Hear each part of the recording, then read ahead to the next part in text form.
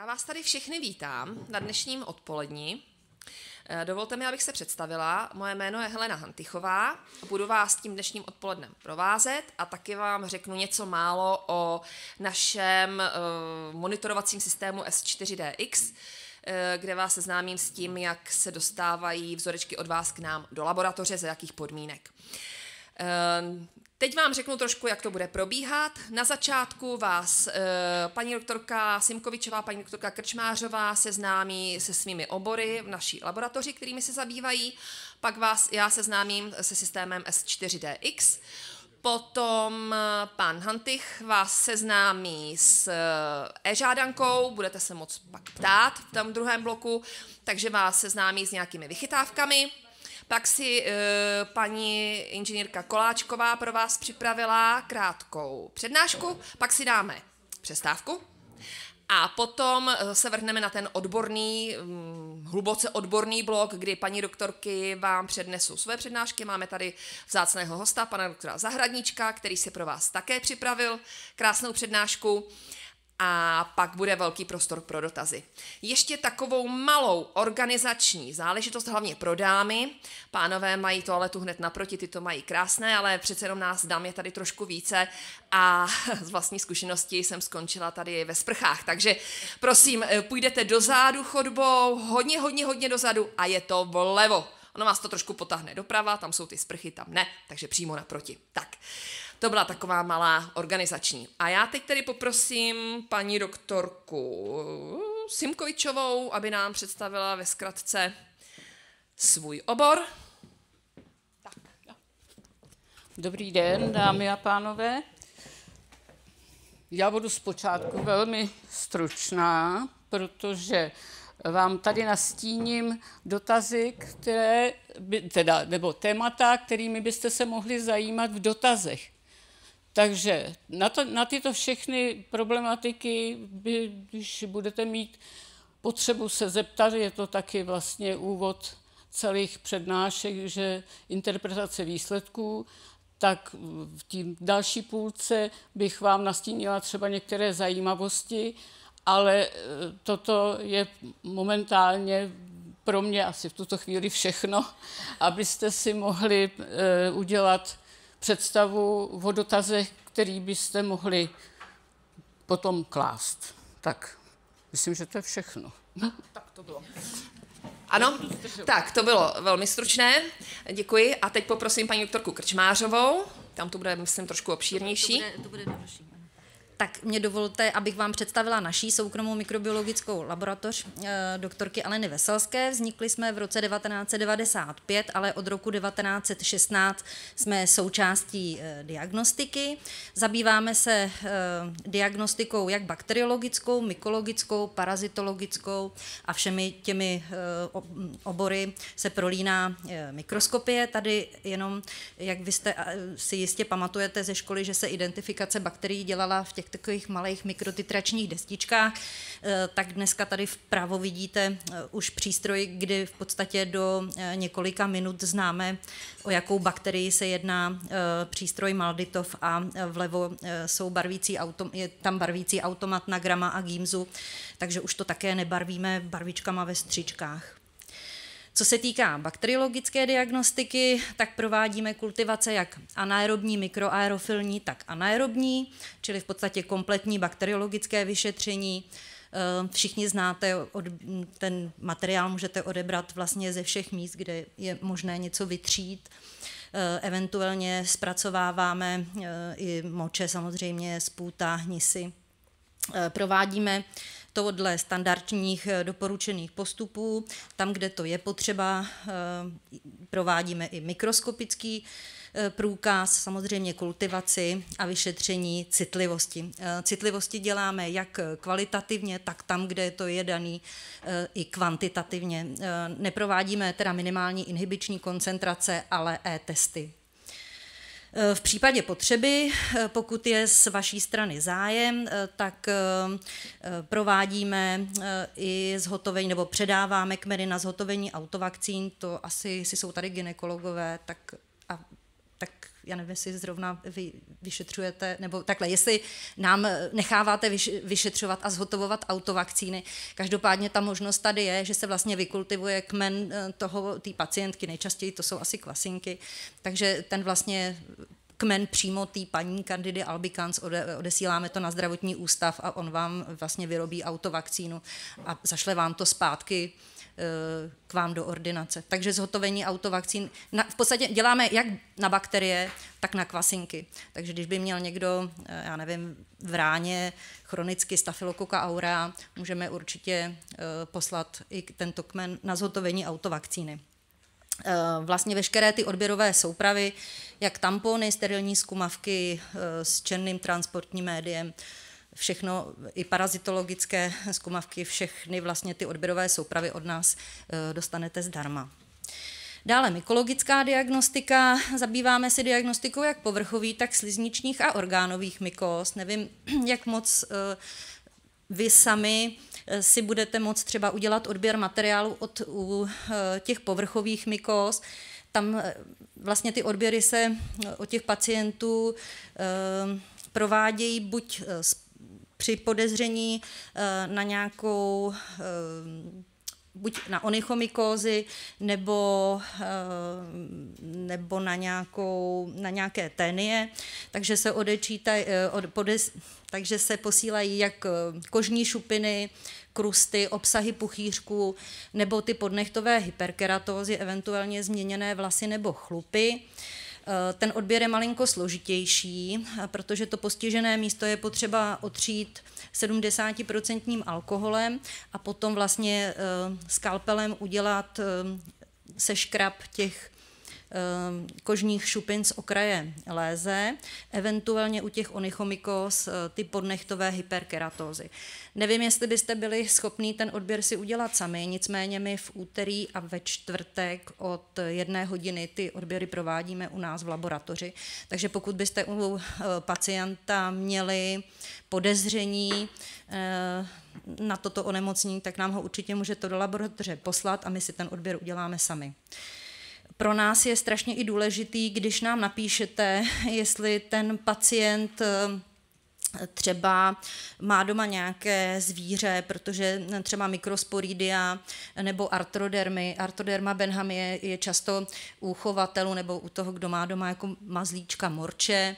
Mikrosporidia zase u psů a koček jsou, takže když se to dítě s tím mazlí a pak se mu udělá opravdu na obličeji nebo někde na těle nějaká eflorescence, je potřeba myslet i na to, že by to mohla být plíseň.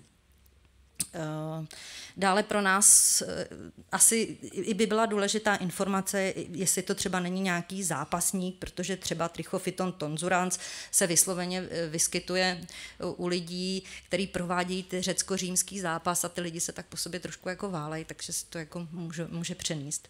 Zase provádíme jak mikroskopický průkaz a to metodou fluorescenční, takže vy vlastně tu informaci o tom, jestli se jedná o mykotické onemocnění, dostanete vlastně do týdne, protože kultivační průkaz těch plísní je malinko delší. Je potřeba ty dermatofyta kultivovat 3 týdny. Takže u těch dermatofyt jako nečekejte, že bychom vám výsledek definitivní poslali za 4, za 5 dní. Předběžný výsledek, na základě kterého ale vy už určitě můžete nasadit antimykotickou terapii, dostanete do týdne, za 3 týdny potom dostanete už i výsledek metody kultivační. Samozřejmě dermatofyta dourčíme, u kvasinek potom vám to doplníme o citlivost na antimykotika. Co se týká slizničních a orgánových mykóz, zase vidíte, že to spektrum vyšetřovaného materiálu, sputum, moč, stěry, výtěry z různých lokalizací, nejčastěji třeba u těch gynekologů stěry z vagíny, zase stěry do sterilních odběrových souprav, stačí do toho, co se děje třeba do černého transportního média, normálně amies. Eventuálně, když je to moč, tak jasně, že do sterilní zkumavky, stejně jako sputum. Zase provádíme jak mikroskopický průkaz, stanovíme vám pokud tam kvasinka vyroste, o jakou kvasinku se jedná, kvantifikujeme to a uděláme vám i citlivost na antimykotika. Dále provádíme vyšetření parazitologické a to nám, jako myslím, posíláte poměrně hojně. To je vyšetření stolice na Fausta.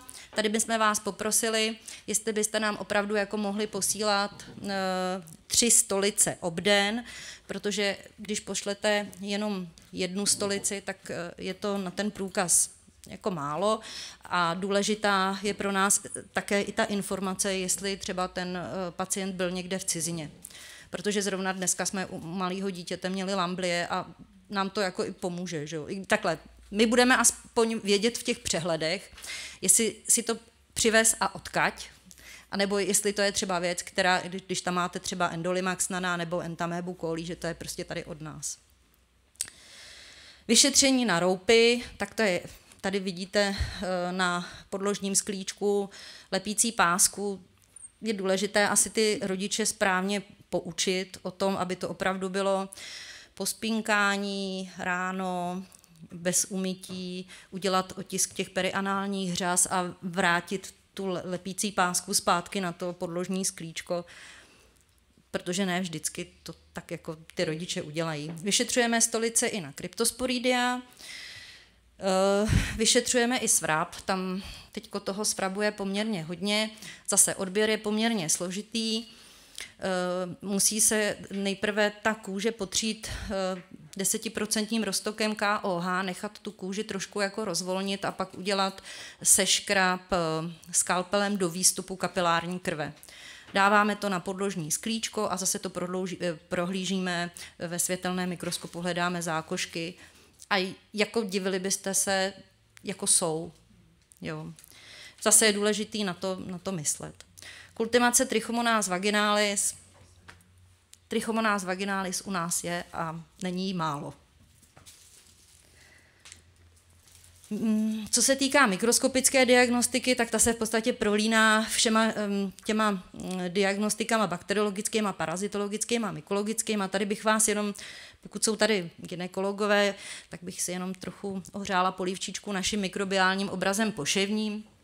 To bychom vás asi poprosili ještě, abyste nám posílali 2 ty sklíčka, protože jedno barvíme gramem a jedno barvíme gínzou.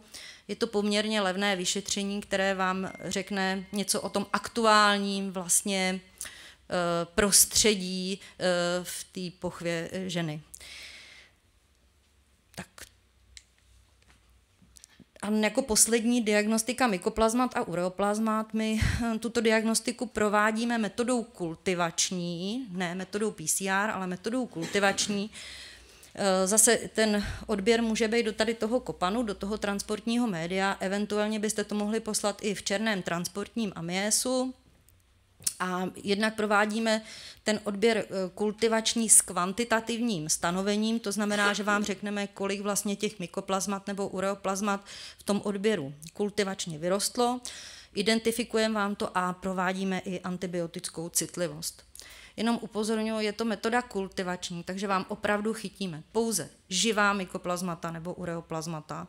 Takže pokud vy třeba ten prvotní odběr uděláte PCR-kem, přeléčíte to, tak jako když potom to pošlete znova na PCR-kovej, můžete to mít ještě pozitivní, ten kultivační už byste pravděpodobně měli negativní. Jo? Takže my chytáme jenom živý a jenom v množství 10/4. Jo, protože v podstatě 80% sexuálně aktivních lidí má mykoplazmata nebo ureoplazmata v pochvě, že? Nebo v uretře u mužů, ale my to chytáme až od určitý kvanty. Takže samozřejmě citlivější metoda, senzitivnější je metoda PCR. Teď si vás dovolím seznámit se systémem pro sledování transportu vzorků u nás v laboratoři.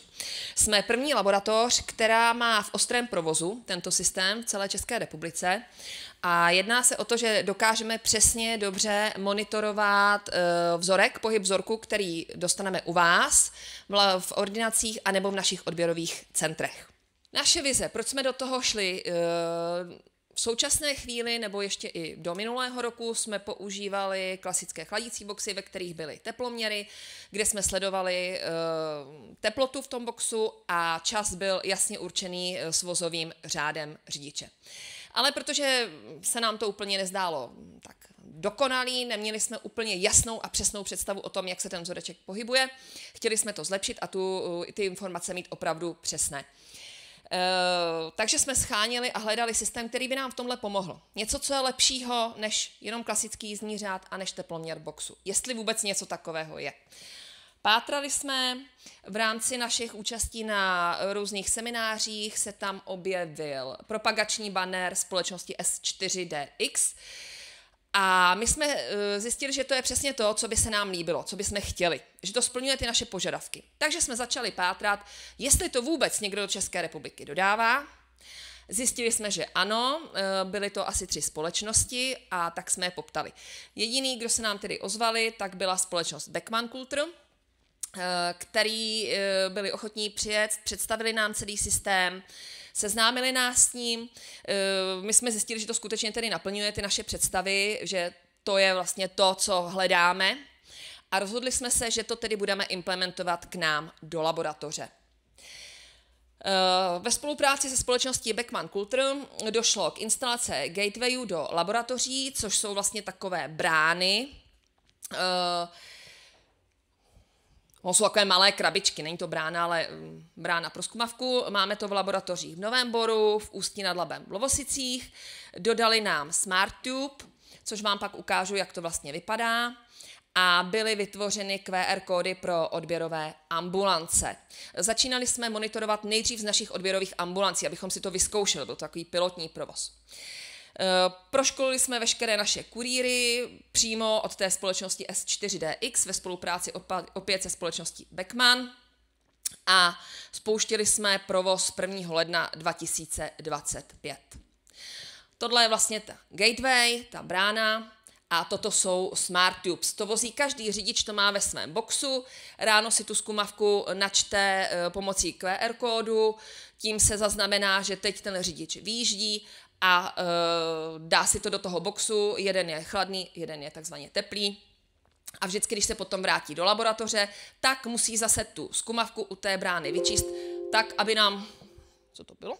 Tak aby nám byl zaznamenán čas, kdy se zkumavka dostala do laboratoře. Na začátku to bylo nejtěžší, co bylo, tak překonat počáteční odpor vlastně kurýrů vůči používání této aplikace. Měli pocit, že je to pro ně více práce, že to bude zdržovat při svozech, protože prostě budou muset najednou někde něco načítat, nějaký QR kód do telefonu a měli pocit, že vlastně začínáme monitorovat kurýry a ne ty vzorečky, že teď vlastně budeme přesně vědět, kde oni jsou, což my jsme stejně věděli, protože měli jízdní řád, takže pokud ho dodržovali, nemohli být nikde jinde.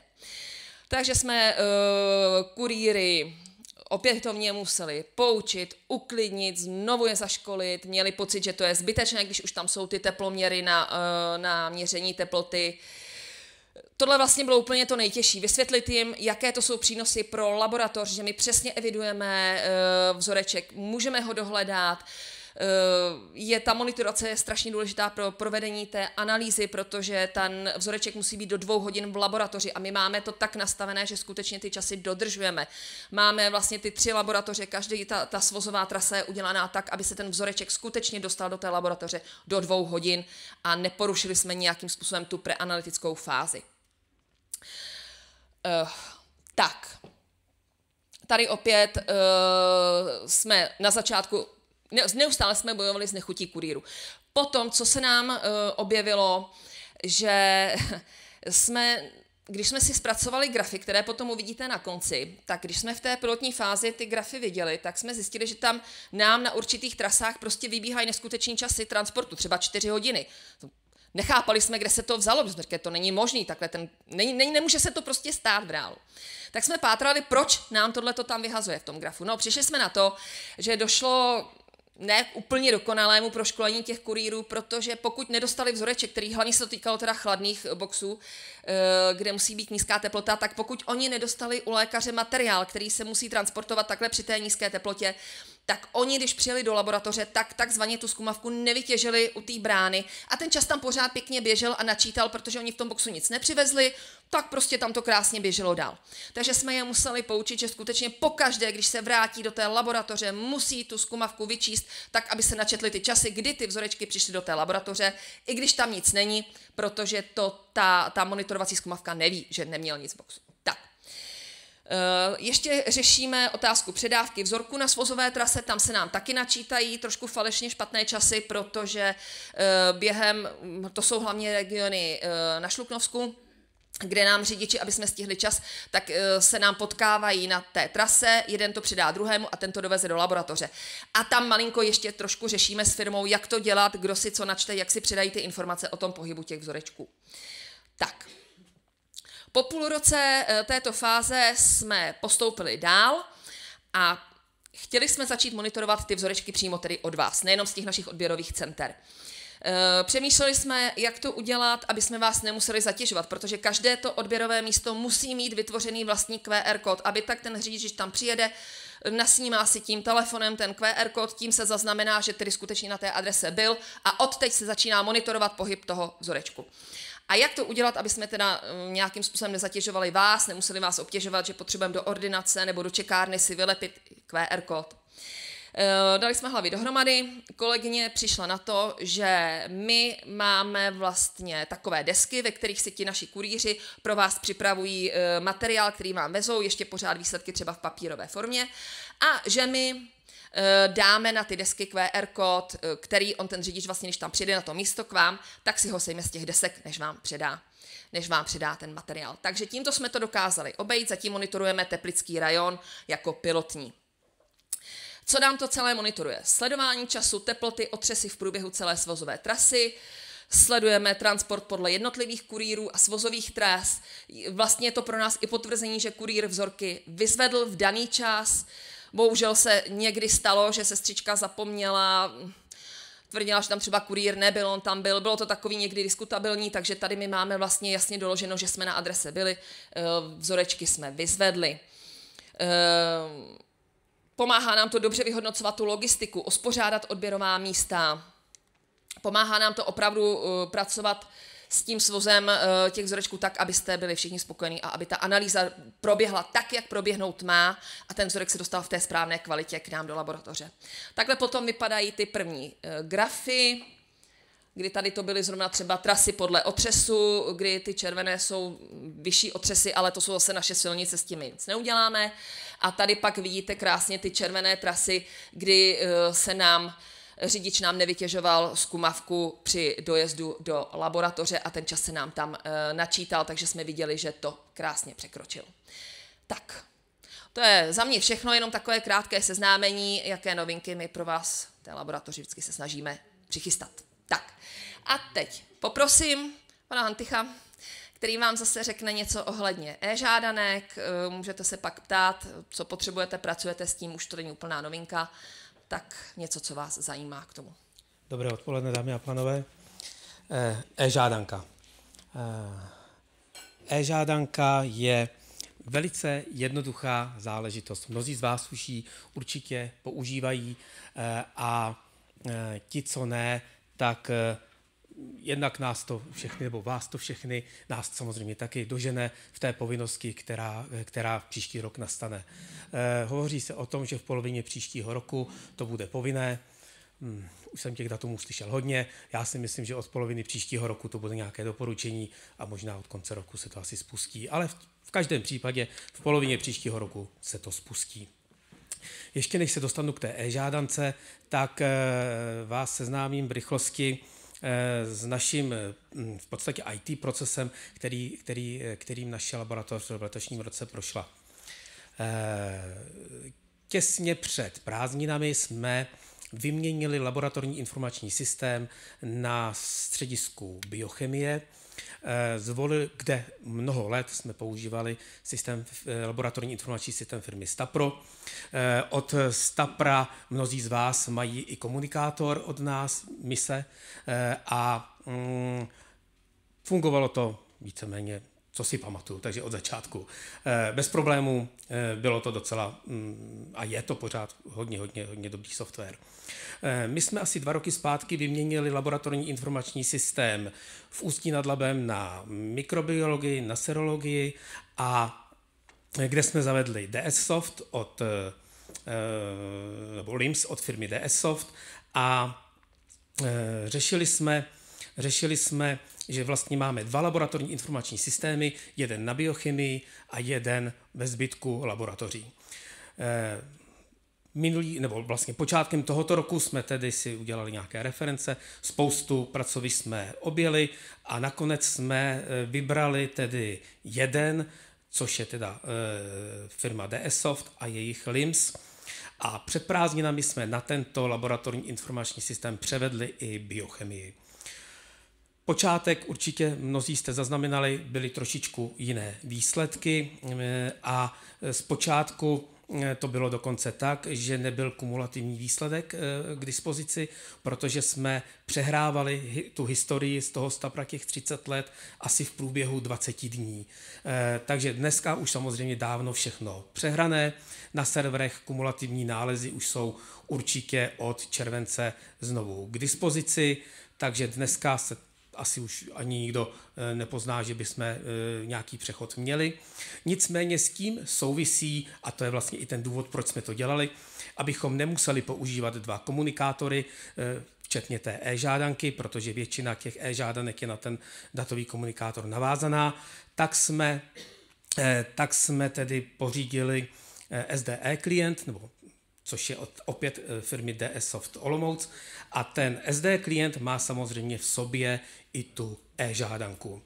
Dneska je to tak, že kdo ji používat nechce, nebo třeba na začátku, když jsme implementovali už z kraje roku ty komunikátory, nechtěl tu e-žádanku aktivovat, tak ji aktivovanou jenom licenčně nemá. Kdo chtěl, tak ji samozřejmě užívat a používat už může, je tam k dispozici. Výměna toho komunikátoru, velice jednoduchá záležitost. Naše partnerské IT oddělení firmy DSsoft je nám opravdu víc než nadprůměrně vstřícní a do pár dnů, většinou tak do týdne, vám převedou starý komunikátor, což jsou třeba data z laboratoří. Tento komunikátor, prosím, na konci příštího roku, respektive s přechodem na povinnost e-žádanky opravdu skončí, protože fungoval mnoho let, byl výborný, ale nemá tu možnost té e-žádanky. E-žádanka je v podstatě ta komunikace, že od vás k nám. Kdežto od nás k vám, to vlastně fungovalo mnoho a funguje mnoho let.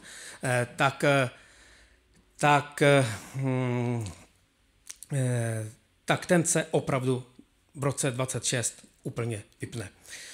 Komunikátor mise, tak tam je samozřejmě doporučeno ho převést opět na SDE klient, doporučeno od nás, protože e-žádanku na tom komunikátoru my nemáme zpracovanou a opět během příštího roku by bylo dobré, vlastně i nutné vyměnit i tento komunikátor.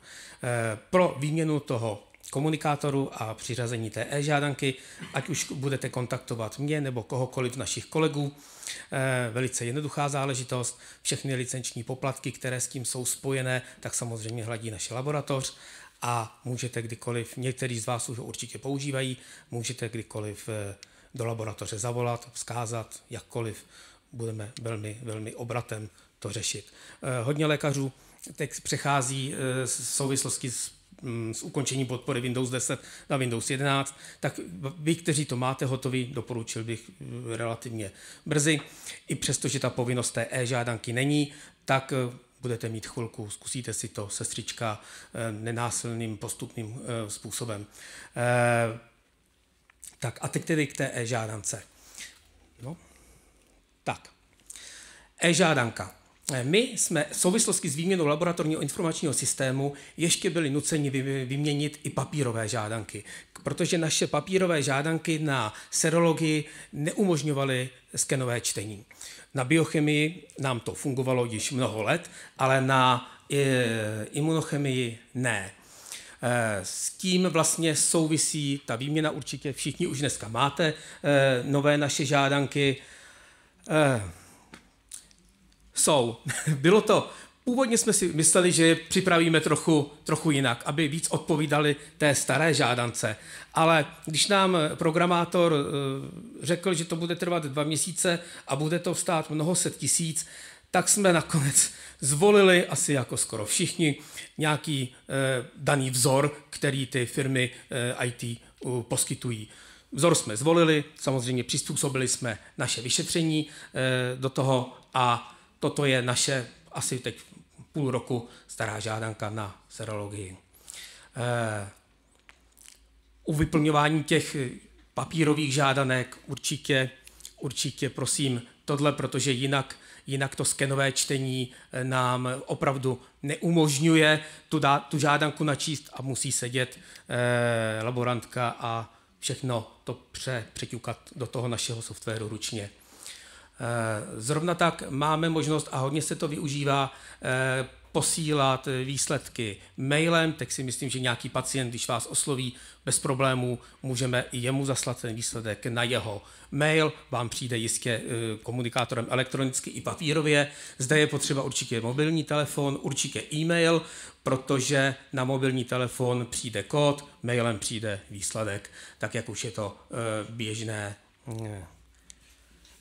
Je potřeba, abychom dodrželi GDPR, aby ten pacient tady na té žádance tedy podepsal ještě souhlas s nakládáním s osobními údaji.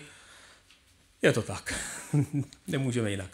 Biochemická žádanka, tak tu jsme samozřejmě opět vyměnili před půl rokem, myslím si i docela hodně vychází z té staré žádanky. Aktuální seznam našich odběrových center vždycky na zadní straně. Dobré vědět, pokud posíláte pacienty do odběrovky, aby si vybral tu, která je jemu blízká. Opět v rychlosti, to je stejné. V e-žádance uvidíte určitě i odběrové zkumavky, které jsou potřeba pro ten odběr učinit.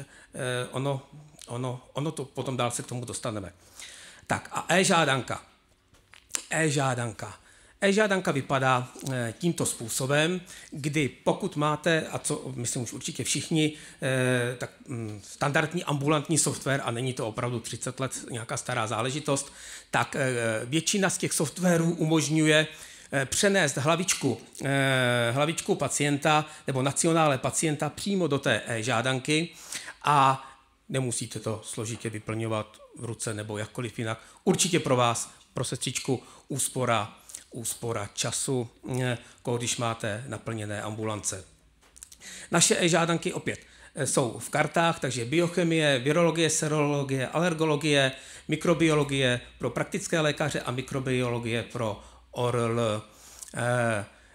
Zakliknete si kterékoliv metody uznáte a dáte, ona se potom tady vymodří, ta spodní lišta, a dáte tady tisk s náhledem, uvidíte ještě přesně to, co tisknete, a momentem, kdy vy vytisknete tu e-žádanku, tak se zároveň odesílá i k nám na server. Proč tisknout, když je to e-žádanka? Je ještě ta povinnost, prosím. Pořád ještě existuje ta povinnost mít tu žádanku v té papírové podobě, a to se s tou povinností přechodu na e-žádanku někdy v tom příštím roce ztratí. Tam už ten papír nebude. Takže teď ještě je potřeba strpět tuto situaci a určitě to bude vylepšené. Tak a tady je to, jak jsem vám říkal, tady je všechny zkumavky, které se používají, a momentem, kdy vy kliknete na třeba tady moč, tak se vám automaticky tady zobrazí jedna ta zkumavčička, kde víte, co použít. Vy to jistě víte, pro vás je to jistě nadbytečná informace, ale je to proto, aby i ty sestřičky v těch odborových centrech prostě věděli a byli si prostě jistí, že mají odebrat 1, 2, 3 zkumavky a jaké. Zároveň, když si dáte tady dalekohled, tak kdybyste nemohli nějaké vyšetření dohledat, tak si prostě můžete normálním full textem tady zadat hledám CRP, ano vás to řekne, že CRP je na biochemické žádance a krátí se vám doba orientace v té e-žádance. Zrovna tak vytvoření vzorů. Pokud vám chodí pacienti třeba na prevenci, příklad je to jednoduchý, a pořád při preventivní prohlídce vyšetřujete ta samá vyšetření, tak nemusíte pořád klikat na ty jednotlivý požadavky. Jedinkrát si to vyplníte, tady stisknete tu disketku a ono vám to nabídne vytvoření vzoru té e-žádanky. Ten vzor si můžete popsat nebo nadepsat, jak vy sami uznáte, a stisknete OK a příště vidím pacient, prevence, jedním klikem přenesu hlavičku, jedním klikem zvolím vyšetření, nebo požadavky, které požadujete, a opět jednoduchá záležitost, doslova pár vteřin, tak tam ta úspora je určitě docela veliká. Ano? Ano, takhle, tak odkliknout určitě, odkliknout jdeš vždycky. Odkliknout vždycky. Já vám potom ještě ukážu, jak je třeba, nebo zvolit, když chcete ještě dodatečně. Tam je i na to. Jo, ano. Neznamená to, že to je zamčená záležitost. Ne. A toto je přesně ta e-žádanka v té papírové podobě. V té papírové, to, jak jsem říkal, toto je ještě opravdu ta povinnost to tisknout. Vidíte sami, že tam žádná grafika není, samozřejmě, aby nám to neplácalo někomu inkoust v tiskárně nebo tonery, tak je to takhle jednoduše daný. Pro nás je nejdůležitější ten čárkový kód. Vy tady máte samozřejmě pořád tu možnost té kontroly. Vidíte krev srážlivá, červená zkumavka, to, jak jsem mluvil o těch barvách. Metody, tady máme 3 metody, můžete si ještě dodatečně zkontrolovat, že skutečně odesíláte to, co potřebujete. Je možno chtít i do té e-žádanky udělat razítko vaše, takže tady klidně, ale to se musí říct potom při té implementaci tomu našemu IT technikovi, on tam to vaše razítko nahraje nebo naskenuje natrvalo zase opět během doslova pár dní. Jo, to se s ním můžete pak individuálně domlouvat. Někdo to chce, někdo ne, je to potom na vás. Tak a s touto papírovou e-žádankou vlastně odesíláte materiál do naší laboratoře. Ale ještě jsem tady, pardon, se vrátím tady. Tady vidíte, že i na už odeslanou žádanku, když si ji pak otevřete, můžete ještě dát do objednávku. Tady. Takže odeslal jsem, ještě jsem zapomněl, rozkliknu si tu žádanku už odeslanou, dám do objednávku a znova to k nám do laboratoře dojde. Je to opravdu velmi jednoduchá záležitost, velmi intuitivní záležitost. Tady třeba, když opět chcete tu žádanku celou, úplně jste se v tom ztratili nebo sestřička, tak tady je třeba guma a vygumujete ji úplně celou, tak jak jsme zvyklí z Wordu, nebo opět je to intuitivní. Tím pádem asi to je, jo. Ještě jsem chtěl k té žádance ještě jednu věc, ale na to si teď nemůžu vzpomenout, tam je normálně utekla.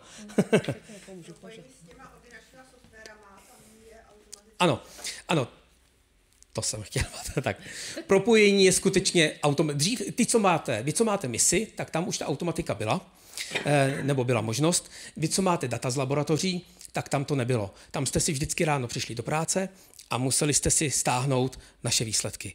A tady ten komunikátor to umí automaticky, do karet, do dekurzu, máte to tam. A výhodou je, že u většiny moderních ambulantních softwarů tak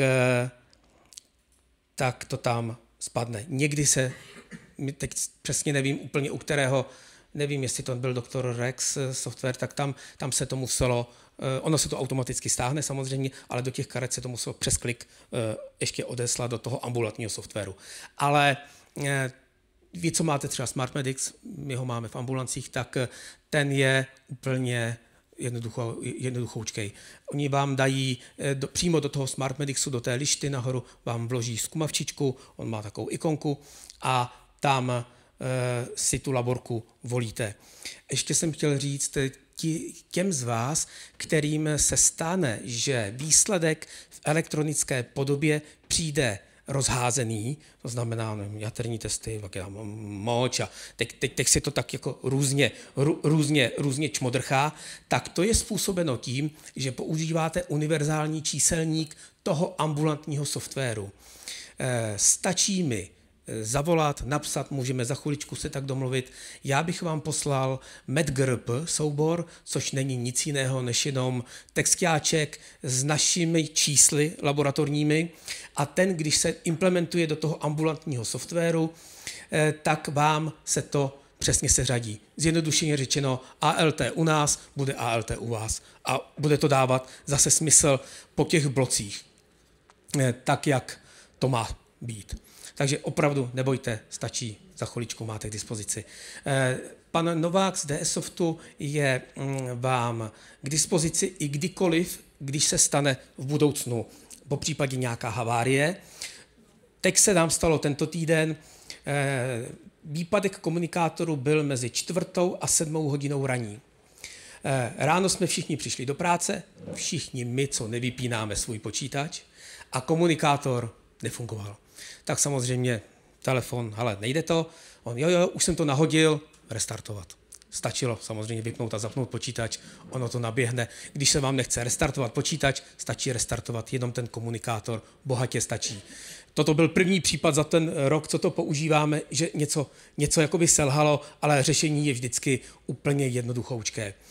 Pokud někdo máte už ten náš komunikátor na starém počítači, budete přecházet na nový, opět zavoláte mě, nebo jestli máte kontakt na firmu DS Soft, na pana Nováka, to je ten, co by vám to, nebo co vám to instaloval, tak opět stačí domluvit, zavolat, je vám k dispozici na ten čas, to jsou většinou plánované přechody a když se domluvíte na 12, ono na 12 prostě se připojí a do nastaví, tak abyste byli spokojení. Takže to asi, myslím, všechno už jsem to vyčerpal. Omlouvám se, bylo to delší. Děkuji za pozornost. Tak, já děkuji. A pozvu sem před přestávkou paní inženýrku Koláčkovou, která vám tady přednese něco o gastrointestinálním onemocnění. Děkuji. Tak, dobrý den, dámy a pánové. Já bych vám prvně chtěla poděkovat, že jste se zúčastnili i v tomhle strašném počasí podzimním dnešního semináře. Tak, jak řekla paní Hantychová, mé jméno je Radka Koláčková, jsem zástupkyně firmy Diasorin, která dodává diagnostika do klinických laboratoří. A na dnešek jsme si pro vás připravili takovou jenom krátkou přednášku na právě moderní metody diagnostiky gastrointestinálních onemocnění v laboratořích. Děkuji. Já to vezmu jenom tak, co nás dneska čeká. Bude to opravdu taková rychlovka, koukneme se na trošku kliniky, taková to všeobecný úvod. Podíváme se, jak se můžou právě jakoby ta onemocnění diagnostikovat a pak už se vrhneme na ty 2 parametry, kterými se budeme dneska zabývat, a to je kalprotektin a stolicový antigen Helicobacter pylori. Tak, úplně všeobecně gastrointestinální onemocnění všichni znáte, jeden z nejčastějších důvodů, proč vlastně pacienti za lékařem chodí. To spektrum těch symptomů těch onemocnění je velice široké a jsou to nespecifické. To znamená, můžou s vámi přijít pacienti se příznaky, jako je zácpa, průjem, nadýmání, zvracení, až po nějaké celkové, jakoby nějakou celkovou únavu těla. Proto právě, že ty příznaky jsou všechny nespecifické, tak je důležité zvolit nějaké správné diagnostické řešení, abyste odhalili toho původce, protože ty se můžou různě lišit, může se jednat o nějaké genetické onemocnění, může to být i nějaká autoimunitní reakce, můžou to být infekční onemocnění, anebo právě nějaká reakce na léčiva, anebo na nějakou nevhodnou stravu. Já si myslím, že všichni jsme si prošli nějakou hezkou už otravou jídlem, takže můžeme to takhle zaregistrovat. Tak, co se nám tohohle týče, tak my se budeme dneska trošku více věnovat idiopatickým střevním zánětům, to znamená ve zkratce IBD, kam teda spadá Crohnova choroba a ulcerózní kolitída. Tahle onemocnění jsou obě dvě. Chronická, ta incidence, ta se uvádí, postihují teda miliony lidí po celém světě a co se toho výskytu týče, tak se udává něco mezi 20 až 250 případy na 100 000 obyvatel a ta onemocnění se častěji vyskytují v průmyslově vyspělých státech. Kromě těch idiopatických střevních zánětů, tak pak samozřejmě máme i Helicobacter pylori. Tam, co se týče toho výskytu, tak je častější teda v rozvojových zemích anebo v prostředích, kde nejsou úplně ideální hygienické podmínky. Co se týče těch gastrointestinálních onemocnění, jak říkám, buď to tady chronické záněty, ale může to být i systémové onemocnění, jako je syndrom dráždivého tračníku, může se jednat o infekční původce, ať už bakteriální nebo virové, můžou tohle být i střevní polypy nebo různá rakovinná onemocnění a pak samozřejmě i ty žaludeční onemocnění. Co se týče té diagnostiky, tak všeobecně ty metody můžeme rozdělit na invazivní a neinvazivní, což pro pacienty samozřejmě neinvazivní jsou mnohem lepší. Tady můžeme rozdělit na laboratorní, takže ať už to jsou nějaké testy z krve, moči, stolice a podobných všech vlastně možných výtěrů, co se dají udělat, anebo právě zobrazovací techniky, to znamená ultrazvuk, rentgen, CT, magnetická rezonance, anebo právě na ty invazivní metody, to znamená na endoskopii, ať už gastroskopii nebo kolonoskopii, často rovnou spojovanou nebo převážně spojovanou rovnou s odběrem biopsie. A tady bych jenom asi zmínila, nevím, jak je to tady u vás v regionu, že teďka se dostává často už do popředí kapslová endoskopie, která je pro pacienty už trošku přívětivější. Já vím, že jsme říkali minule v Teplicích, že už někdo prošel. Endohop, že máte tady kolem, takže ten můžete klidně vesele využívat případně. Tak, já se rovnou posunu k té laboratorní diagnostice a k těm našim parametrům. Prvně tedy na kalprotektín. Ještě malinko skočím zpátky k těm střevním zánětům, ke Crohnově a ulcerózní kolitidě, takže oboje chronická zánětlivá onemocnění. Crohn může být nespecifický, může postihovat celý trávicí trakt, nejčastěji ho ale najdeme v tenkém a tlustém střevě. U tohoto onemocnění jsou typické takzvané skypléze, to znamená střídání vlastně těch zdravých a těch postižených úseků. Naopak ta ulcerózní kolitida, tak ta je lokalizovaná právě buď to v tlustém střevě, anebo v konečníku. Taky zánětlivé chronické onemocnění, ono vlastně postihuje tu střevní sliznici, která je pak vlastně jakoby křehká, je zanícená a vznikají na ní právě ty vřídky jakoby. Tak. A proto vlastně máme ten kalprotektín. Kalprotektín jako takový tak je protein, který váže vápník a zinek. Je vylučován z bílých krvinek, konkrétně neutrofilů. A proč se o něm bavíme? Je to výborný marker. A proč je výborný? Jeden z hlavních důvodů je to, že je vysoce stabilní. V té stolici vydrží až nějakých 7 dnů, to znamená, že není problém, když se odebere vzorek z pacienta, než se dopraví do laboratoře, není tam nějaký krátký poločas rozpadu nebo něco, kdyby prostě už to bylo rovnou znehodnocené a proto jako marker je výborný. Jedná se o kvantitativní marker, to znamená, že na základě výše vlastně té hodnoty můžete určit vlastně i závažnost. Ono je pak se to velice používá i pro monitoring léčby. To znamená, že vy víte, jak vlastně ten pacient reaguje na léčbu. A proč ještě je důležitý? Rozlišuje nám vlastně ta chronická onemocnění toho Crohna s ulcerózní kolitidou od systémového onemocnění od syndromu dráždivého tračníku. Tak, když přijdu úplně k té laboratorní diagnostice, co vás tady čeká ve spolupráci s diagnostikou, jak už jsem řekla, neinvazivní screeningová metoda. Jo? Co proto je potřeba, tak je vzorek stolice od pacienta odebraný do vhodné odběrové nádoby. Tady bych trošičku apelovala na vás a na pacienty, aby se opravdu jednalo o vhodnou odběrovou sterilní nádobu a ne o nějakou zavařovačku, protože už jsme slyšeli jako těch případů, s čím přijdou pacienti, spoustu. Už jsem slyšela, ne teda co se týče gastroonemocnění, ale že byl pacient schopný přivést jakoby sběr moči v kyblíku 10litrovém a odnesl to do laboratoře na biochemii, takže když tak tam na ně trošičku apelujte, anebo jim poskytněte právě z laborky ty klasické odběrové kelímky. Tak, když ten vzoreček dostanete, tak od pacienta tak do laboratoře doručit nejpozději do 40 hodin a do té doby skladovat v chladničkové teplotě 2 až 8 stupňů Celsia. Laborka vám pak výsledky odešle do 48 hodin. Tady máte už nějaké vyhodnocovací meze, abyste viděli vlastně, co tam můžete co vám přijde za výsledek, jo? Abyste viděli ty meze. To znamená pod 50 mikrogramů na gram normální nález, máme tam nějakou malou šedou zónu a na 120 mikrogramů na gram už je to zvýšená hodnota. Pokud budete mít ten hraniční výsledek v té šedé zóně, tak se doporučuje ten odběr opakovat, včetně toho vyšetření. Pak, když vám vyjde ta zvýšená hodnota a máte opravdu a tím pádem máte podezření na ta chronická onemocnění, tak je třeba je potvrdit teda nějakou invazivní metodou. Tak, tady máte jenom, abyste si představili, jak to vypadá pak v laborce. Když je doručen vzorek, tak v laborce pak mají takovou speciální odběrovou zkumavčičku, která má ve víčku takovou vrtulku, kterou oni vezmou a zaboří to vlastně do toho vzorku stolice na několikrát a pak to vlastně dají do té odběrové zkumavčičky, která má v sobě takový trichtýřek, čím se to takhle prostrčí a dochází vlastně k unifikaci toho odběru, že vlastně každý odběr bude stejný a nebude se lišit nějak, jako co se týče množství toho odebraného vzorku. Vzorek se pak jenom homogenizuje v pufru a pak už jde do přístroje přímo. Měří se to chemiluminescencí na automatickém analyzátoru. Co to pro vás znamená? Tak je tam ta unifikace toho odběru, to znamená, máte tu preanalytiku tak nějak jako stále stejnou a ta metoda je citlivá, specifická a pro vás to asi znamená jenom to nejdůležitější a to je spolehlivost výsledků.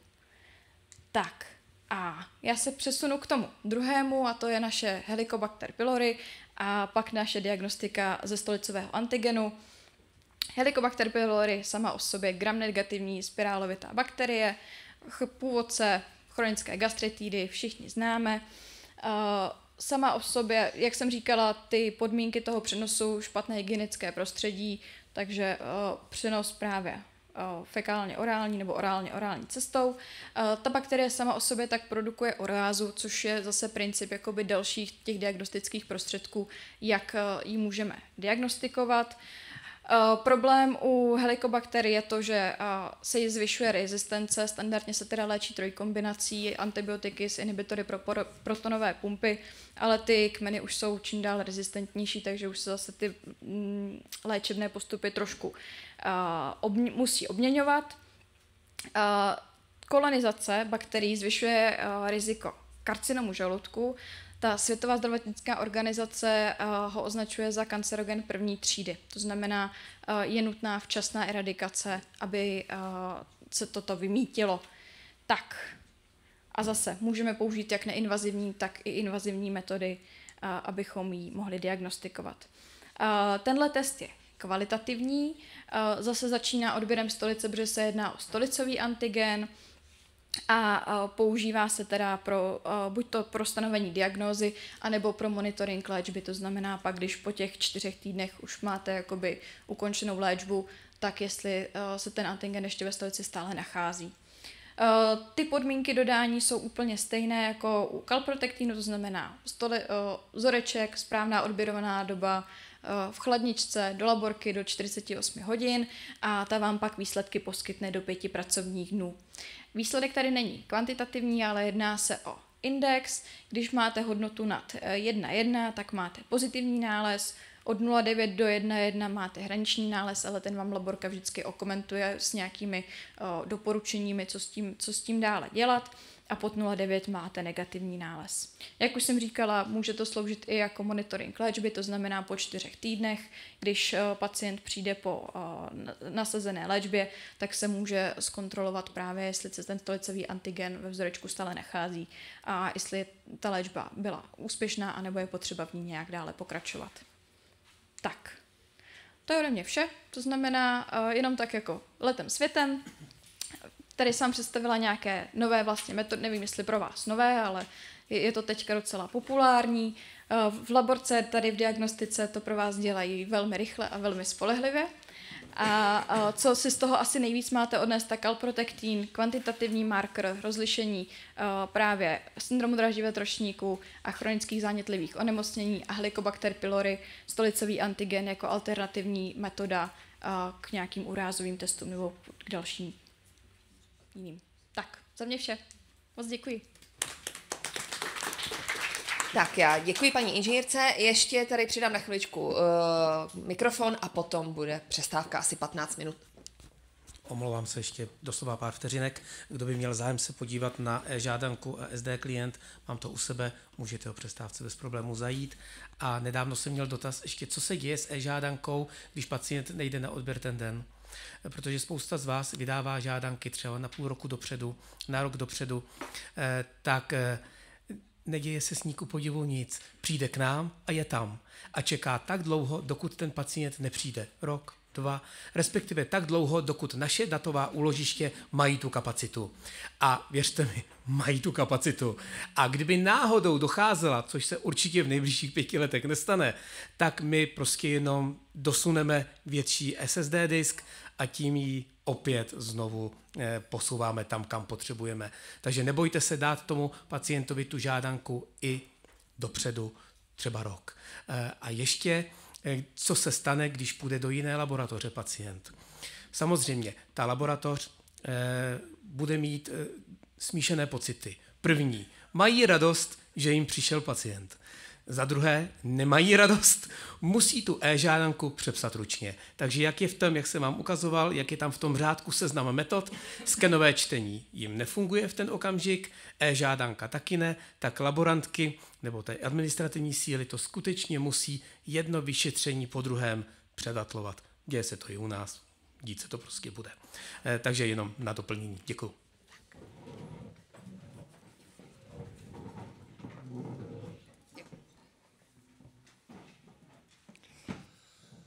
Takže dobré odpoledne. Já děkuji Laboratoři diagnostika za pozvání k této přednášce. S diagnostikou spolupracujeme už více než 30 let. Když jsme v 90. letech zakládali privátní ordinace, diagnostika nám velmi pomohla, protože nám poskytla zdarma spotřební materiál, koupila počítačový program, takže nám pomohla ve startu do soukromého podnikání. Takže prosím vás pěkně. Moje přednáška bude trošku širší na téma celiakie. Budu se tam zmiňovat o některých vyšetřeních, která považuji za nevhodná anebo nesmyslná, a toto je předem projednáno s vedením diagnostiky. Celiakie. 0,5% populace, čili 1:200 má celiakii. Asi všichni víme, co to je celiakie, že to je autoimunitní onemocnění, kdy autoimunitním mechanismem po požití lepku dojde k poškození střevní sliznice a vytvářejí se autoprotilátky proti endomyziu a tkáňové transglutamináze. Velmi se změnil fenotyp, čili obraz tohoto onemocnění. Dříve to byl hlavně průjem. Když jsem se před 40 lety zeptal sestřičky, jak vypadá pacient s celiakií, tak se postavila do pozoru a říká: vzednuté bříško, objemné páchnoucí stolice, zbytky stravy ve stolici. To už teď prakticky nevidíme. Velmi často může mít pacient průjem samozřejmě. Velmi často má zácpu, proto u zácpy vyšetřujeme i protilátky proti celiakii. A mnoho pacientů s celiakií máme od alergologů, imunologů, protože v rámci imunologického vyšetření třeba při opakovaných infektech tak automaticky vyšetřují i ty správné protilátky na celiakii. Je sice genetika, že HLA-DQ2 má 95% pacientů s celiakií a zbylých 5% má DQ8. Při negativitě HLA-DQ2 a DQ8 je diagnóza celiakie nepravděpodobná, ale pozor, HLA-DQ2 nebo DQ8 má 20 až 30% zdravé populace. To znamená, ti, kteří to mají, neznamená, že jsou nějaký potenciální celiaci nebo tak. Prostě zhruba ta třetina populace má HL, ADQ, ADQ 8, takže jedině pokud bychom měli pochyby, jestli se jedná o celiakii, vyšetřují genetiku, jinak to prakticky není nutný. Prosím vás pěkně, je nesmyslné vyšetřovat protilátky proti lepku anebo proti deamidovanému gliadiminu ve třídě IgA a IgG. To znamená, že pacient potkal lepek, když je to pozitivní, ale nikoli, že má nějaké podezření na celiakii. Vyšetřují jednoznačně protilátky, které jsou s celiakií spojený, to znamená celkové IgA a protilátky proti endomýziu ve třídě IgA a protilátky proti tkáňové transglutamináze ve třídě IgA. U prvního vyšetření při podezření, protože kdy nevím, jak mě teda z jednoho odběru vyjde celkové IgA, tak vyšetřuju tkáňovou transglutaminázu ve třídě IgA i IgG, protože při deficitu celkového IgA může být tkáňová transglutamináza v IgA negativní a v IgG pozitivní. Histologie. Jestliže mám podezření na celiakii, vyšetřuje tyto protilátky a jestliže jsou pozitivní, je hrubá chyba nasazovat bezlepkovou dietu, ale posíláme pacienta ke gastroenterologovi, k endoskopickému vyšetření s biopsií střevní sliznice. Při biopsii 6krát nabíráme z duodéna z D2 až 3 a 4krát z bulbu a velmi často nám vychází pozitivita z bulbu a negativita z D2, D3. Takže proto to vyšetřujeme komplexně a vyšetřujeme těchto 10 vzorků, protože patologie v Ústí nad Labem nám začala vyšetřovat i enzymy, takže my víme, jestli tam je nebo není lehký, střední nebo středně těžký enzymový deficit. Histologická klasifikace podle Marše je celkem jasná. 1 je určitý poškození sliznice, ale neznamená ještě celiakii. 2 a 3 ABC znamená celiakii. 3 ABC je postaru atrofie sliznice, parciální, subtotální a totální. Vyšetření gliadinu ve stolici. Já se tady zmíním ještě o jedné věci, spolupráce s diagnostikou. Důležitá je vzájemná zpětná vazba lékaře a laboratoře. My jsme léta, každý rok se scházeli na kafe s panem inženýrem Ondřejem, teď chodím na kafe za jeho nástupci a prodiskutujeme všecko, co si myslíme my a co si myslím já, teda co si myslí diagnostika. Navrhujeme nová vyšetření.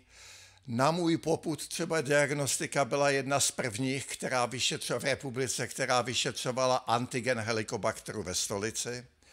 A na můj popud začala vyšetřovat gliadin ve stolici. Gliadin ve stolici prokáže porušení diety 2 až 3 týdny před odběrem stolice. To znamená, jestliže mají pacienti dlouhodobě pozitivní protilátky proti endomyziu a nebo tkáňové transglutamináze a tvrdí, že přísně dodržují dietu, tak jim neříkám, co budu vyšetřovat a proč to budu vyšetřovat, ale říkám, ale musíme teda v tom případě udělat speciální imunologické vyšetření ze stolice. A o co jde? Jestliže vy, když to budete vyšetřovat, tak dneska to řeknu pacientovi, ale zítra mi přines stolici. My jsme zatím vyšetřovali 14 pacientů s trvale pozitivními protilátkami proti endomyziu a tkáňové transglutamináze a pouze 6 bylo pozitivních a 8 negativních. To uvidíme z dalšího, ale já jsem přesvědčen, že prakticky všichni tyto pacienti to nepřinesli druhý den, protože jsou z celého kraje. Někdy to přinesli za půl roku na další kontrolu, anebo za 2, za 3 týdny, za měsíc a asi si řekli, sakra, radši teď budu držet dietu před tím vyšetřením. Takže jakákoliv pozitivita gliadinu ve stolici znamená, že 2 až 3 týdny před odběrem stolice pacient porušil dietu. Ještě pár poznámek k dalším vyšetřením. Kravské mléko. Prosím vás pěkně, nevyšetřujte protilátky proti kravskému mléku ve třídě IgA a IgG. Opět je to známka toho, že pacient potkal kravský mléko, nikoli že má na to nějakou alergii. Vyšetřování protilátek proti laktóze je imunologický nesmysl, protože je to cukr, který nemá žádnou antigenní strukturu, takže to je hloupost, to vůbec nevyšetřujte. A co se má vyšetřovat? Jestliže uvažuji nebo mám podezření na alergii na bílkovinu kravského mléka, potom vyšetřuji celkové IgE a můžu vyšetřovat tu jednak specifické protilátky v IgE proti kravskému mléku a obvykle děláme tu F5, to znamená protilátky proti soje, proti podzemnici olejný, proti vaječnému bílku. Pozor na to, že je mnoho pacientů, kteří mohou mít alergii na bílkovinu kravského mléka nebo na jakoukoliv jinou bílkovinu, ale jsou to non-IgE, to znamená, nelze to laboratorně postihnout. Takový potravinové alergie jsou a tak to může být. Alergie na laktózu prostě neexistuje a jestliže pacient nesnáší laktózu, tak je to deficit laktázy, což teda při biopsii nám teď můžou vyšetřit laktázu jako z histologického vzorku, ale vyšetřuju to, nebo prakticky to vyšetřuju expozičním testem, že teda vysadím potraviny s laktózou, pacient je bez problému, nasadím potraviny s laktózou a má jasný problémy, ale ne ve smyslu alergie, ale ve smyslu prostě průjmu, bolesti břicha a tak dále. Dá se geneticky vyšetřit deficit laktázy, ale já to považuji za zbytečné vyšetření, protože mu nemůžeme jinak pomoct, než že vysazením potravin s laktózou. Existuje takzvaná neceliakální glutenová senzitivita. To jsou lidé, kteří skutečně nesnášejí výrobky z mouky, pšenice, žito, ječmen, oves, nesnášejí lepek, ale nejde to postihnout nějakým laboratorním testem, ale když si nasadějí bezlepkovou dietu, tak jsou bez klinických obtíží. Pozor ale na to, že bezlepková dieta je móda celebrit, nemám rád tohleto slovo, protože celebrity to jsou jako neskvělí lékaři a tak dále, ale to jsou zpěváci, sportovci a tak dále. Ale mnoho těchto celebrit jako si nasazuje bezlepkovou dietu, i když to vůbec není indikované. Kalprotektin, o tom tady hovořila paní inženýrka. Tady mám normu do 160, asi je norma do 120, některé laboratoře mají do 160. Prosím vás, pozitivní kalprotektin je u IBD, u nespecifických střevních zánětů, Crohn, kolitida, může být u polypu, který je zánětlivě změněný, může být u karcinomu střeva, je kalprotektin zvýšený a může být u zácpy, protože chronicky stagnující stolice ve střevě určitým způsobem dráždí tu střevní sliznici. Rozhodně bych to ale nevyšetřoval u běžného průjmu.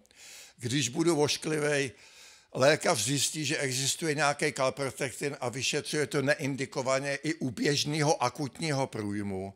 U běžného akutního průjmu samozřejmě může být kalprotektin v té šedé zóně do těch 250-300 a nemá smysl to dále vyšetřovat.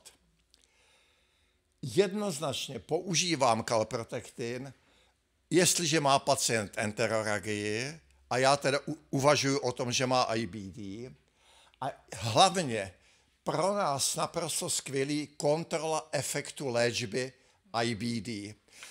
Když si vzpomenu, a to si teda drbu hlavu, když před nějakými 20 lety, kdy jsme neměli kalprotektin, tak přišel pacient s Crohnem nebo kolitidou, jak ti je disimuloval, já jsem zcela v pořádku. Udělali jsme CRP, on měl 15 a vlastně nebyl anemický a my jsme vůbec nevěděli, že má probíhající těžký zánět ve střevě. Takovýhle pacient klidně může mít teda prostě více než 300 a ty rozjetý, ty mají okolo 1000, 2000 hodnoty teda kalprotektinu. Stejně tak Helicobacter pylori. Prosím vás pěkně, vyšetřování serologie je opět nesmyslné. Serologie nám ukáže, že pacient potkal Helicobaktera a má ho třeba v zubních placích, ale serologie není průkazem toho, že Helicobacter je přítomen v žaludku a že tam dělá nějaký zánět, aftu-vřet nebo něco takového. Proto jednoznačně vyšetřuju antigen Helicobacteru ve Stolici. Děkuji za pozornost. Tak já moc děkuji panu doktoru Zahradníčkovi a poprosím paní doktorku paní doktorku Simkovičovou, pardon. Paní doktorka Krčmářová je na závěr, tam mě trošku zmátla i svou aktivitou. Tak, paní doktorku Simkovičovou, která nám obšírně popovídá o svém oboru. Tak teď to bude takový více přehlednější. Takže já bych vám chtěla ukázat letošní respirační sezónu, která byla teda zajímavá v tom, abyste si uvědomili, že chřipka nás bude provázet dál. A tady máme rok 20, je to v té tabulce 23-24 je ta sezóna a tu sezónu 24-25 jsme teda dělali v podstatě do dubna, jo, protože potom teda ona končí sice v červnu, ale nová sezóna začíná zářím. Ale tohle, abyste měli představu, co všechno my jsme teda detekovali za respirační patogeny a v podstatě se shodujeme s celorepublikovým výskytem. Takže z té chřipky v roce 24-25 převládala teda chřipka B a samozřejmě řada teda sezónních koronavirů, včetně, takhle koronaviry rozdělujeme na alfa a beta koronaviry. Mezi alfa koronaviry řadíme koronavirus NL63. Vidíte, že velkým výrazem se nám to vyskytlo v roce 24-25. To je virus, který hlavně dělá velké komplikace u malých dětí. Tam jde především o pseudokrup anebo bronchiolitidy. Ty děti končí teda v hospitalizací většinou. Samozřejmě, že celou dobu nás provází SARS-CoV a když půjdeme dál, tak v dalších těch letech 23, 24, 24, 25 nás neustále, i když je očkování, tak RS viry převládají. Vždycky jsme měli, už leta jsme věděli, že když začne RS virová infekce narůstat, tak v podstatě za tím vždycky šly chřipky. Trošku nám to zamotal covid, takže covid teď trošku tlačí tu chřipku dolů, ale přijde určitě ne v prosinci, ale v lednu. Tadyhle, co se týče, tady vidíte celý ten zástup patogenů, kterými izolujeme nebo detekujeme především z respiračního panelu PCR technikou. Tady to odpovídá taky tomu, co nám hlásí referenční laboratoře, nástup adenovirů. Ten v současné době je a začalo se to zvyšovat i září, říjen, i když tohle to je sezóna 24-25, ale přetrvává tam zvýšený výskyt. No a s mykoplazmou pneumonií jste se určitě setkali jako přímým průkazem. Tam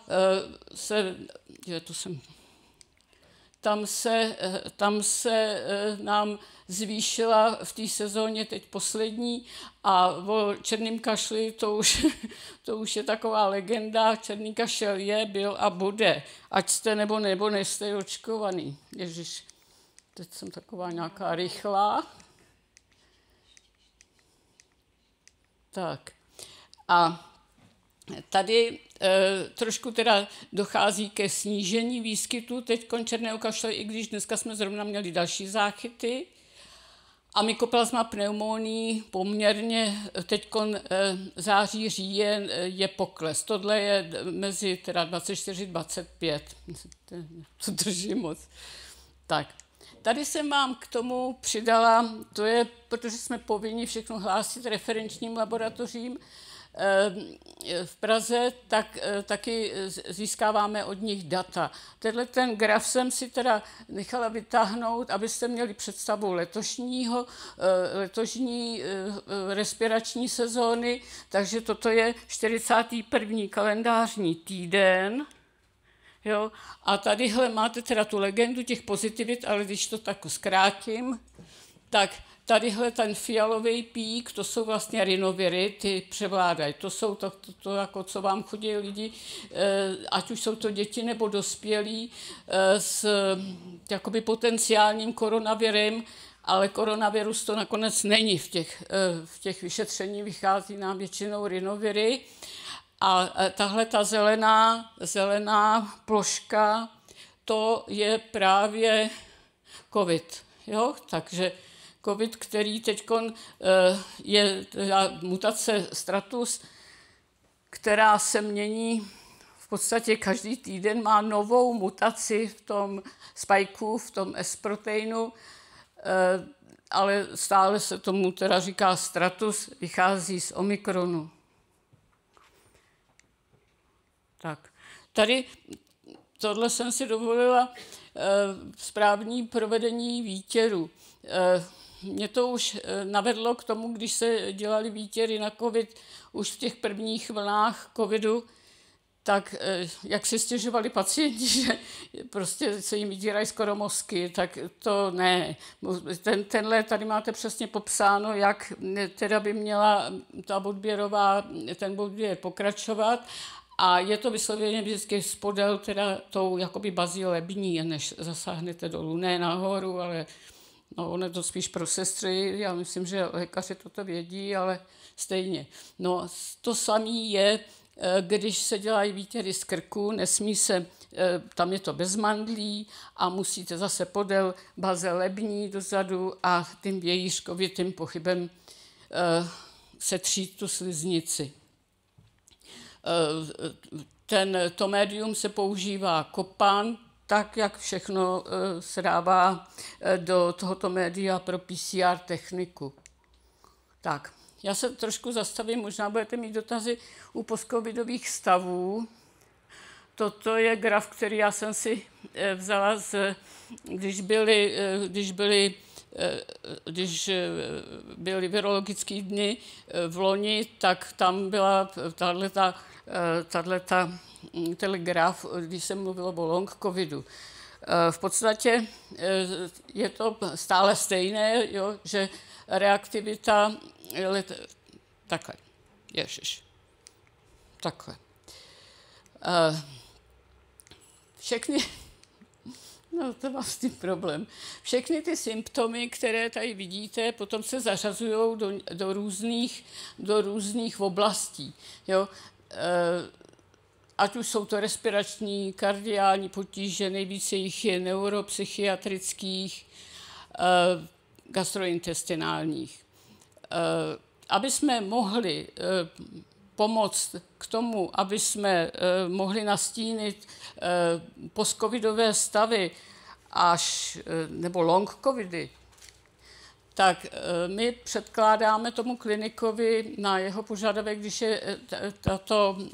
je tento problém, že by tam mohlo se jednat o tuhle diagnózu, tak předkládáme možnost protilátkové odpovědi. Já jsem si to nechala do takové tabulky, že teda u očkovaných vidíte jenom pozitivitu proti spajku. Ježiš, já nevím, prostě to taky... No skoro jo, no. No, takže tam máte jenom S-protein. Když je to po proběhlém onemocnění, samozřejmě my nabízíme teda tu škálu protilátek MK, potom kapsida, to znamená, to je takzvaný M-protein, a IgG proti spajku, to je ten S-protein, a IgA protilátky slizniční. Po proběhlém onemocnění většinou se setkáváme s protilátkama v IgG třídě proti M-proteinu a proti tomu spajku S-proteinu. IgA protilátky podle toho, jaká byla virová nálož nebo jak je to v období odebráno po skončení onemocnění, buď jsou pozitivní, nebo můžou být negativní. U postcovidových syndromů, který se potom k nám dostávají k vyšetření, tak tam se setkáváme jak s kapsidovým, to je M-protein, to je obal virionu, tak S-protein a jsou výrazné IgA protilátky.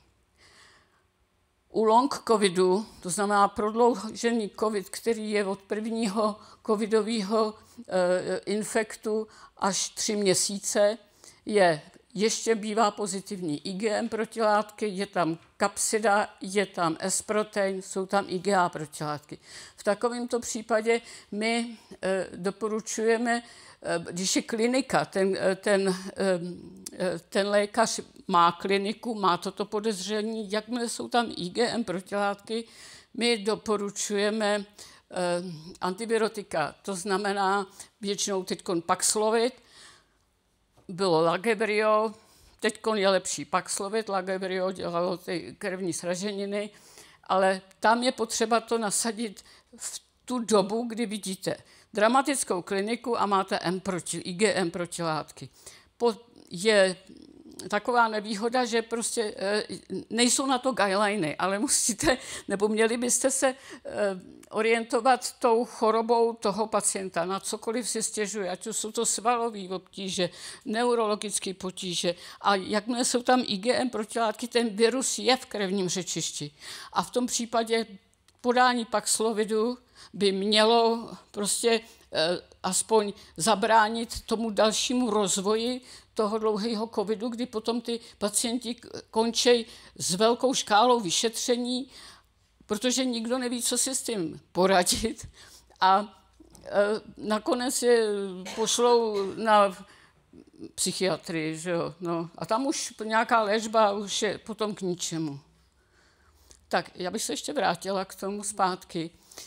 18.10., to bylo teď v sobotu, byla Českou lékařskou komorou velká,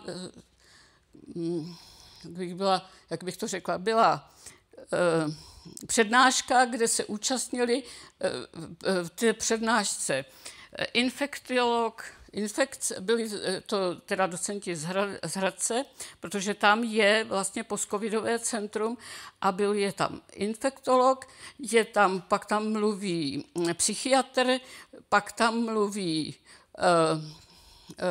neurolog, pak tam mluví pediatr a pak tam mluví ještě primula. Jo? A toto je možno ke stažení, abyste si to poslechli na YouTube. A je to ke stažení, můžete si to poslechnout, všechny tyhle ty odborné řeči, v podstatě my se tam shodujeme, jo? I my vždycky musíme dát tomu lékaři nějaký podklad, aby on věděl, jestli sam sebou tam můžete dělat přímý průkazy, ale i tu serologii, aby se on orientoval v té oblasti toho onemocnění covidového a dál třeba pracoval i s tím dlouhým covidem.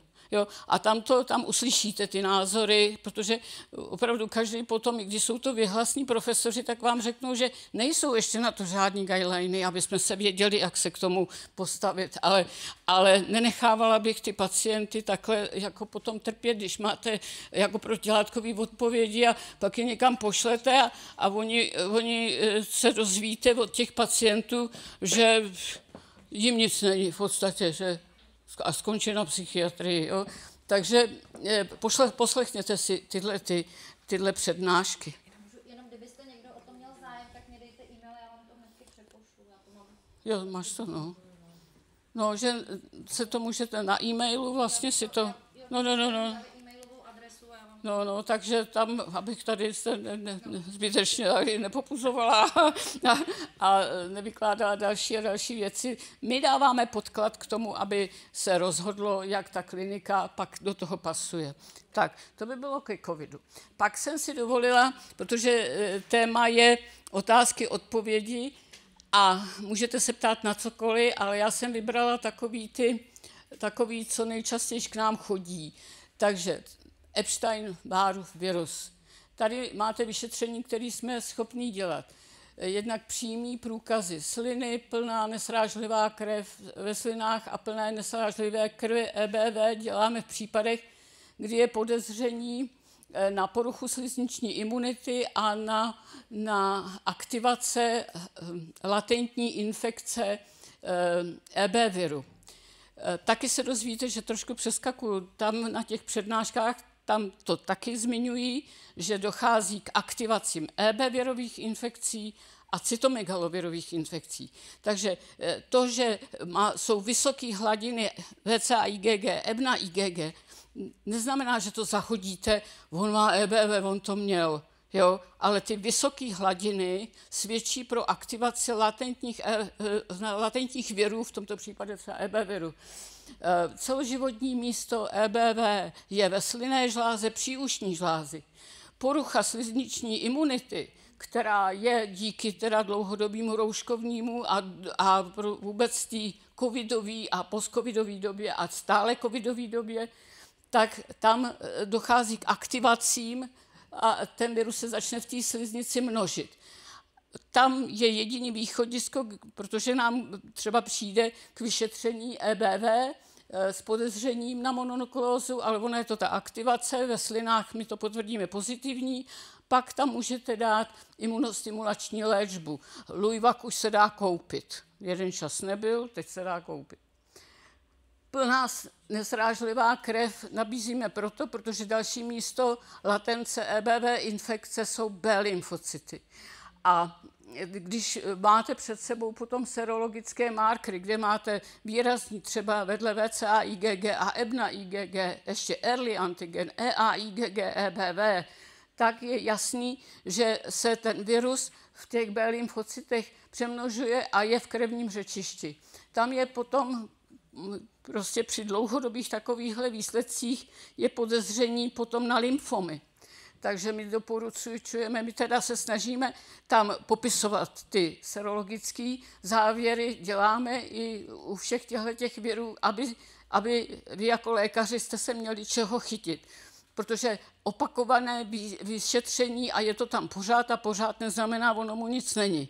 Jo, můžou tam být, potom třeba doporučujeme vyšetření ultrazvukové vyšetření uzlin, aby teda se nějak ten závěr posunul. Tak to jsou markery EBV. No, dál. Joha, cytomegalovirus. Cytomegalovirus v podstatě to je taková parketa, která trošku mě u gynekologů mrzí, že se to zahrabalo pod koberec, že teda cytomegaloviry u těhotných se přestali dělat, ale v této době, která je taková věčně covidová, tak by se aspoň jednou za čas v 20. nebo 30. týdnu gravidity měl udělat cytomegalovirus, když bude v IgG třídě vysoký, je pravděpodobnost, že tam je aktivace latentní CMV infekce a pak by se měla, a když my potvrdíme i viremickou fázi, plod sice není ohrožen primoinfekcí, ale je ohrožován vertikální cestou a co teprve je důležitý potom ohlídat tu těhotnou až do porodu a po porodu po 6 nedělí při dobrým a zdravém kojení vyšetřit mateřský mlíko. Jo? Jestliže tam je potom přítomnost v mateřském mléce cytomegalovirus, tak pak zdrojem infekce pro to kojené dítě je vlastně to mateřské mlíko, ale ono se to dá na nějakou dobu nahradit. Neříkám, že má přestat dotyčná kojit, ale ono to potom, když to necháte projít cytomegalovirou nemocí, tak tady s doktorkou Roškotovou jsme napsali do pediatrie tam před lety, že to jednak růstové křivky se hroutí a co navíc, pak se všichni divějí, že všichni prvňáci sedějí v první řadě, protože oni hůř slyšejí, že jo, protože cytomegalovirus je potom v tomhle útlém věku, v novorozeneckém a dál, vlastně ohrožuje sluchový aparát. Proto tady my navrhujeme teda další možný materiály k vyšetření. Krev, sliny, moč, mateřské mléko. Mnohdy teda nám končí ty děti na dětských neurologiích, kde se třeba u ročního dítěte, to máme takový případy, že se tam rozezná, že tam cytomegalovirová nemoc v prvním roce života prošla a my chceme potom moč, aby jsme jim potvrdili, už nemusí být v krvi, ten virus není v krvi, ale on bydlí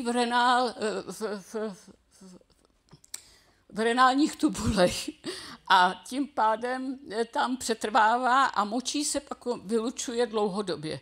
Tak můžeme zpětně potvrdit, že v prvním roce života to dítě prodělalo cytomegalovirovou nemoc. Samozřejmě, že se ptáme, bylo-li dlouho kojené. Ale teď nějak jeden čas ty cytomegaloviry u těch těhotných se vyšetřovaly a pak, nevím, prostě to přešlo. Tak, plodová voda, no samozřejmě to patří hlavně pro genetické laboratoře, stěrzospojivkové vaku, taky to je tam všude se nám může virus namnožovat.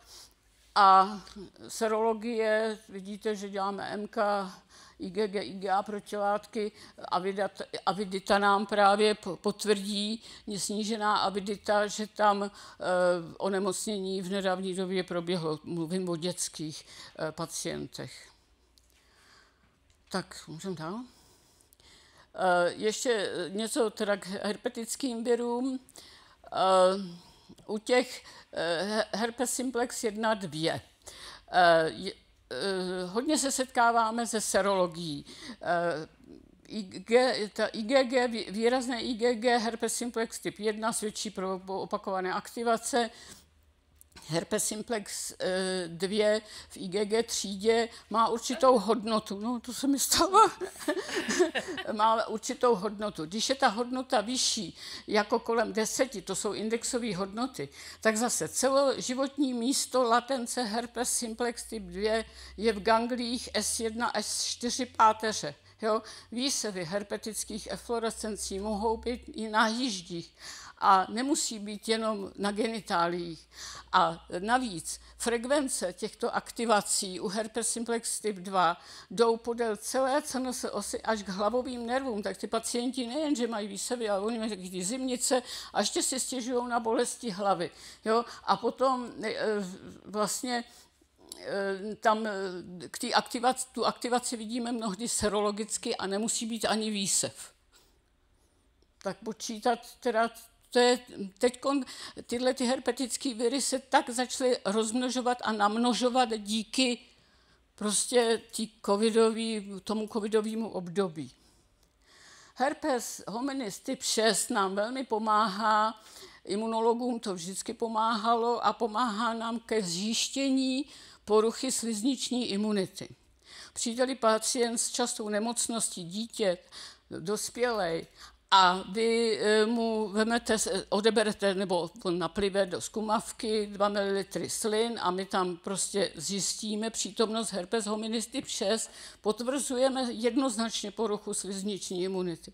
Máme kožní, slizniční, humorální. Takže to jsme tady taky uvedli.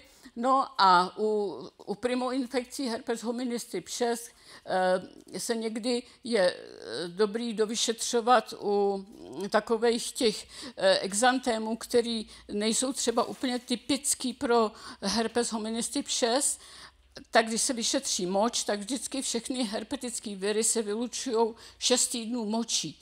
Takže tam, když máte přímý, a to je neinvazivní odběr, že jo, pro ty děti, takže když máte pozitivní herpes hominis typ 6 v moči PCR technikou, tak můžete říct, že má primoinfekci.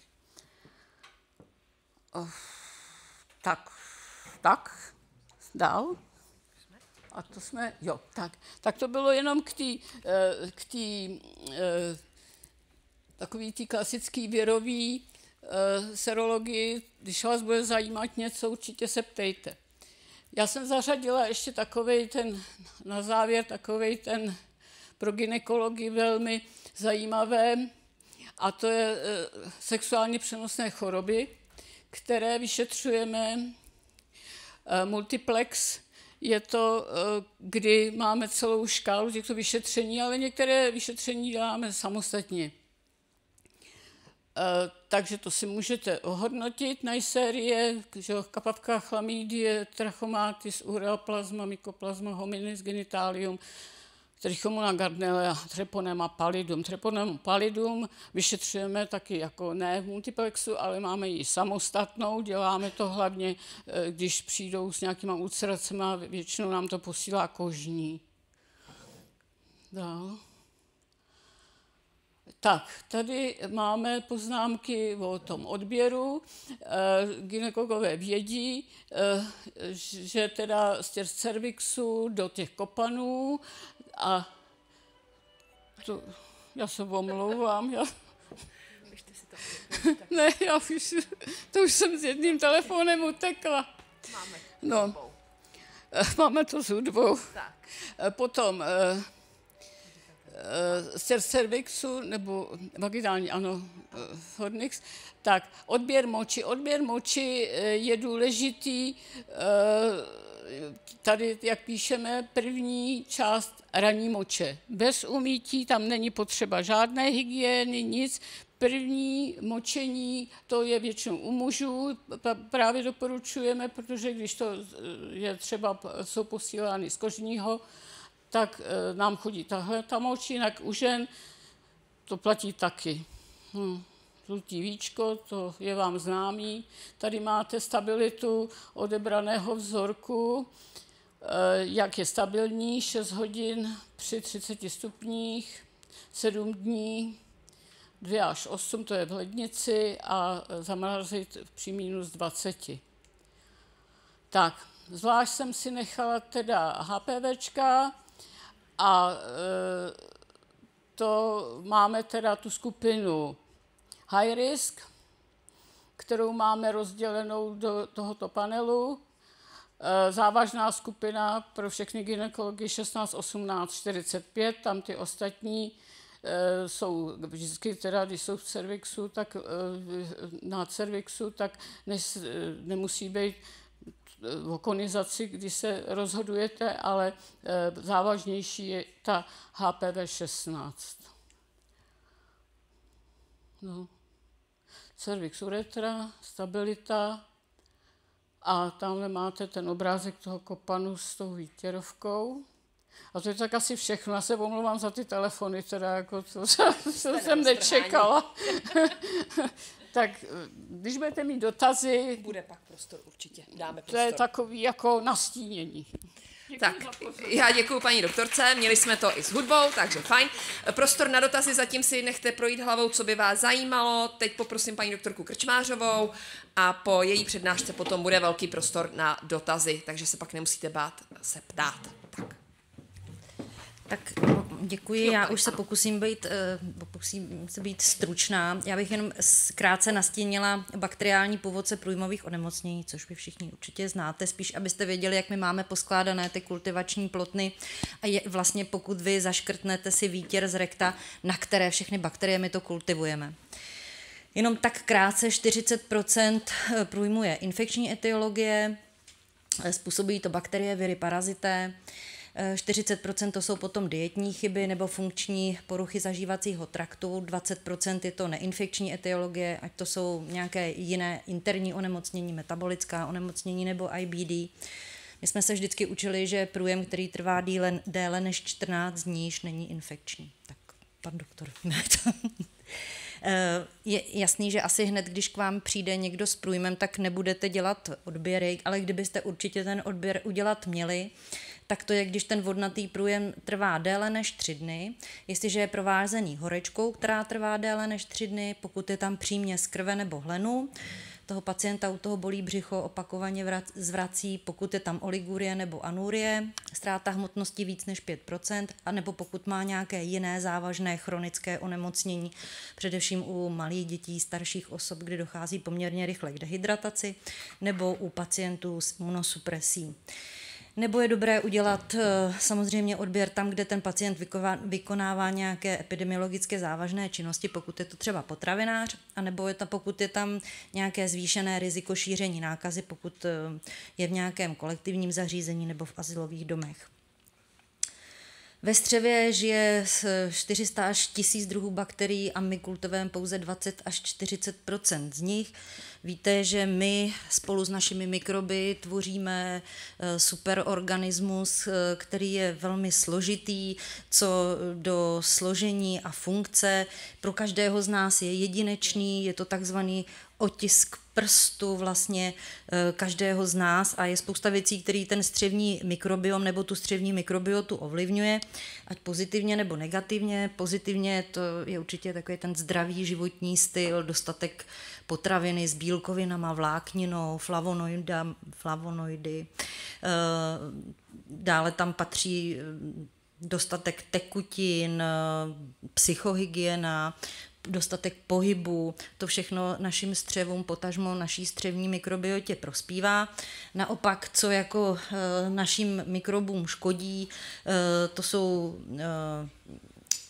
užívání návykových látek, vysoce průmyslových potravin, takže se vyhnout fast foodům, cukrovinkám, umělým sladidlům, všemu dobrému. A potažmo vlastně i užívání antibiotik, o tom budu mluvit v souvislosti s vyšetřováním toxínu Clostridia difficile, eventuálně i různých analgetik nebo léků na úzkost, to všechno může ten náš střevní mikrobiom nebo tu naší střevní mikrobiotu poškodit. Odběry. Určitě do černé transportní půdy, to hlavně kvůli kultivaci kampylobakterů. Pokud nám pošlete odběr normálně na štětce, což už ale vlastně v podstatě vy nikdy neděláte, že byste to neposílali v černém transportním médiu, tak vám kampylobaktera nechytíme.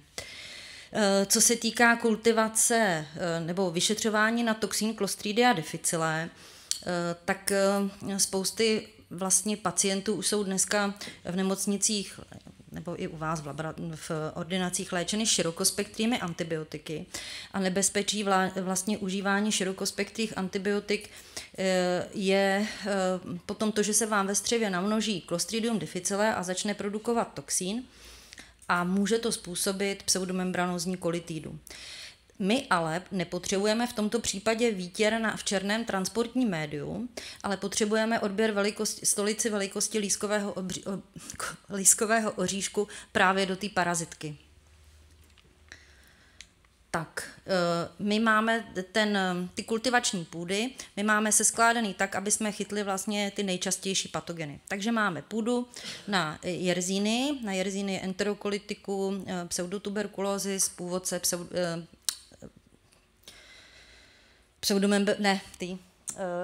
mezenteriální lymfadenitidy.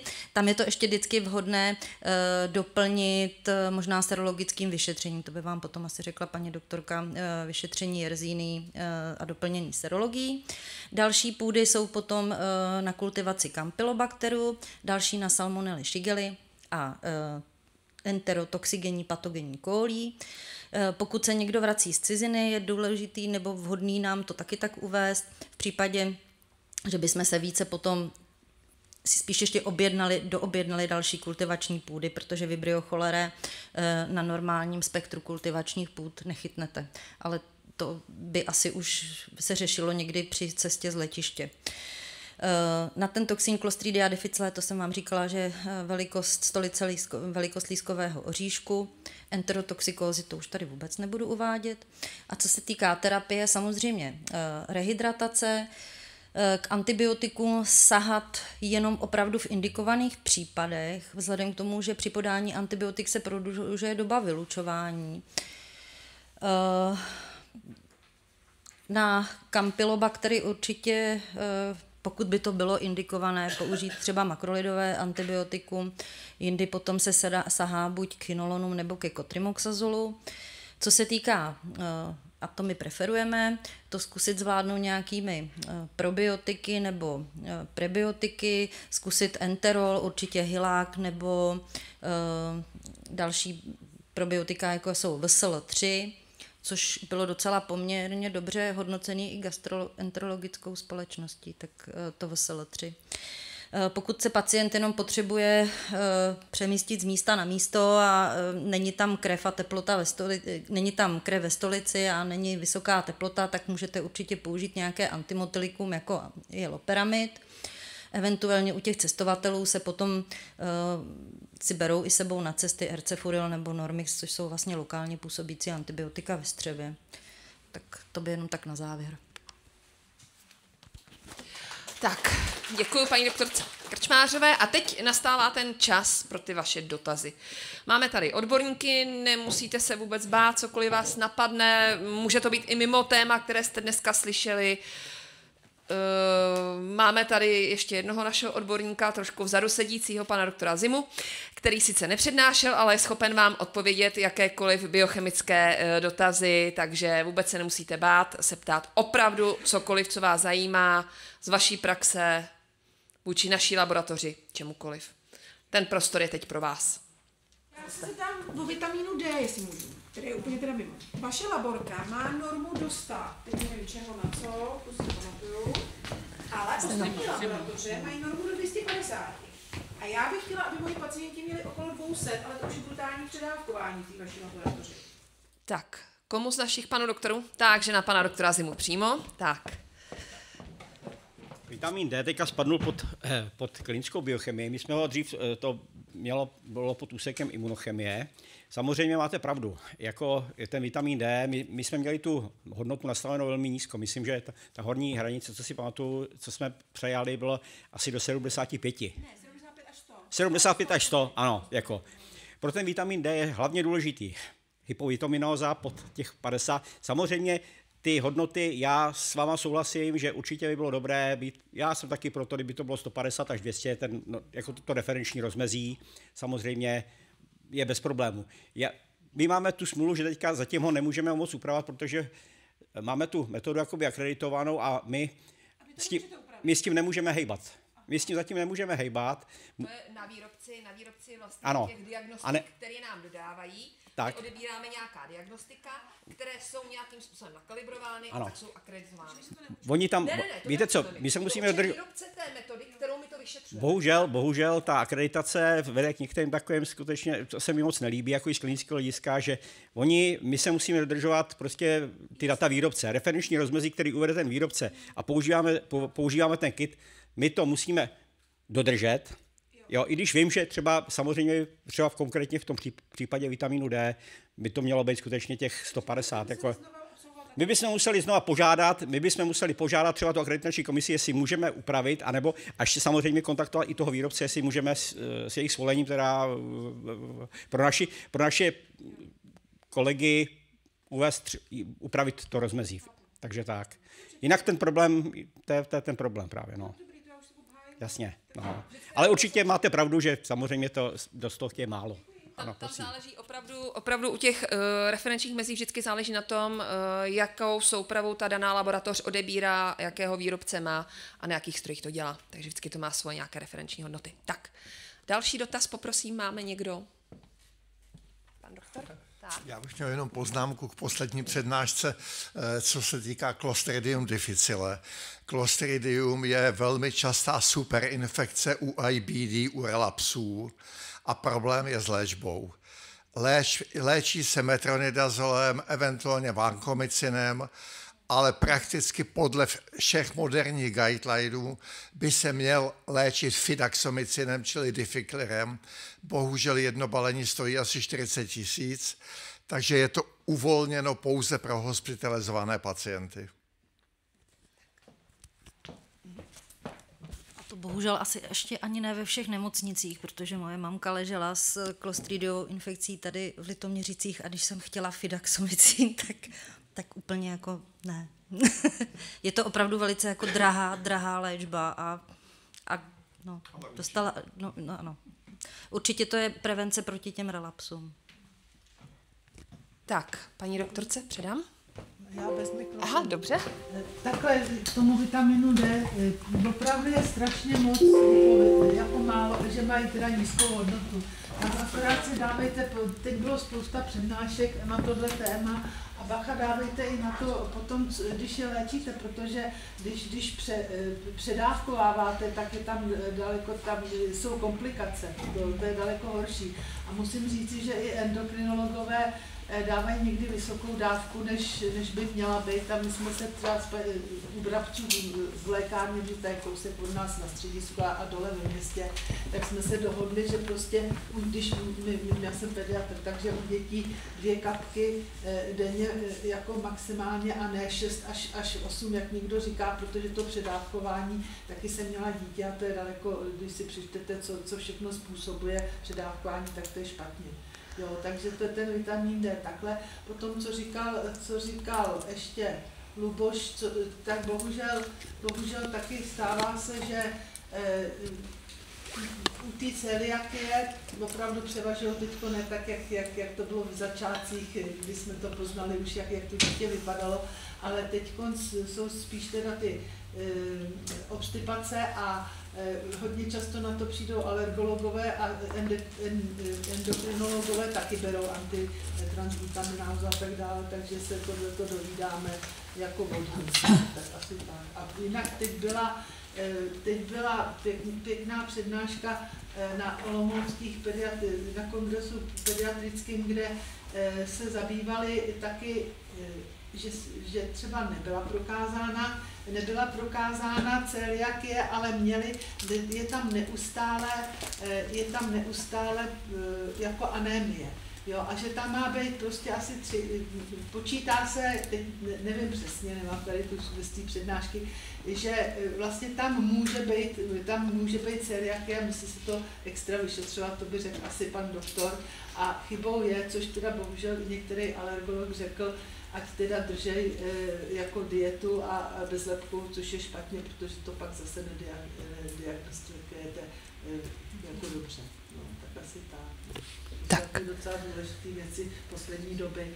A taky třeba jsem měla pacienta, který měl předávkování, měl takhle na záhlaví, prostě byl u neuroložky vedený na záhlaví takovou, jakoby že řekla neuroložka, že to je znak teda tvý rachitidy a protože věřím sama sobě, tak jsem si prostě nabila, to on byl předávkovaný, takže to taky je špatně. To vůbec nebyla rachitida, prostě tam měl takovou jako prostě jako vzdušnou boul, jako když máš jenom to, jo, jako prostě takový to balonovitý, nikoliv jako rachitický. Pak ještě jsem mi něco chtěla, když už mluvím, asi už nás problém. jenom upozornit na to. Jo, jsou rodiny právě, že asi půl roku jsou mimo republiku a jezdí do těch různých zemí, tak fakt je důležitý, jak říkala paní doktorka, uvádět, že byli tam a tam, jo, protože taky tam mám právě jednu holčinu, bohužel jsem ji vyfasovala, která právě je hodně anemická, ale jezdí v kde a nevím, co z toho vyleze. A nepůjdou, aby šli na gastroenterologii, prostě nepůjdou. Děkuji paní doktorce. Máme ještě nějaký dotaz nebo připomínku, poznámku? Chcete nám někdo třeba něco říct zajímavého? Jo, ještě k těm EB virozám. Když jsme to s paní doktorkou dělali EB virozy, megalovirozy.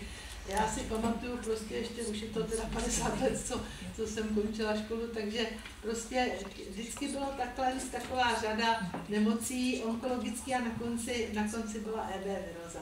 Ona ta EB viroza vůbec není tak nevinná, jak to možná někdo předpokládá, protože já jsem si dělala studii sama takhle různé věci, si tak jako máme ověřený z praxe, že teda všichni, a jezdila jsem z RSK, že pan teda má RSK, tak jsme jezdili a u všech jsem si dělala anamnézy a v podstatě 10 let dřív, více než 10 let, než to vyšlo z americké akademie, že prostě EB viróza u všech byla pozitivní. Jo, tak všichni měli to. Je to takový předstupeň průšvihu. Jo, a říkám, pak to prostě teprve, kdybych to předtím, možná ty to víš, že jsme se možná o tom někdy bavili, nebo Olinka, a takže jako na tohle to není to nevidím. A mají děti, RSku mají děti, jo. Moje spolužačka se tím zabývá, byla primařkou z Boleslavy a má několik dětí jako z RSku. Takže Balka na to není to sakra. Já bych těm EB virům právě ještě chtěla říct, že se podceňují v tom hlavně infekcionisti, to dělají, že on má EBV, to má každý. Ale tam se musíte opravdu orientovat těma hladinama. Jakmile ty hladiny jsou vysoký, jsou 500, 600, jo, tak tam víte, že ty aktivace jsou. A ty aktivace už i teď to, co jestli se podíváte na ty komentáře z toho, jak jsem vám říkala, toho, o tom covidu, jak si můžete podívat z té lékařské komory, tak i tam je právě psáno, že to je jeden z příkladů toho long covidu, že se aktivují herpetické viry u toho. Jo. A když jsem byla ještě navíc tenkrát v Hradci na tom, když se o covidu mluvilo, to už jsou zase asi ty 3 roky nebo 2 roky, tak tam jsme se zase dozvěděli, že proč ty zápaly plic tak procházely rychle. Ten covid potřeboval sáně a on většinou se sednul na aktivovaný herpes simplex, který teda je v trigeminu, že zase zakončení má celoživotní. A potom herpesu se stahnul ten covid do plic.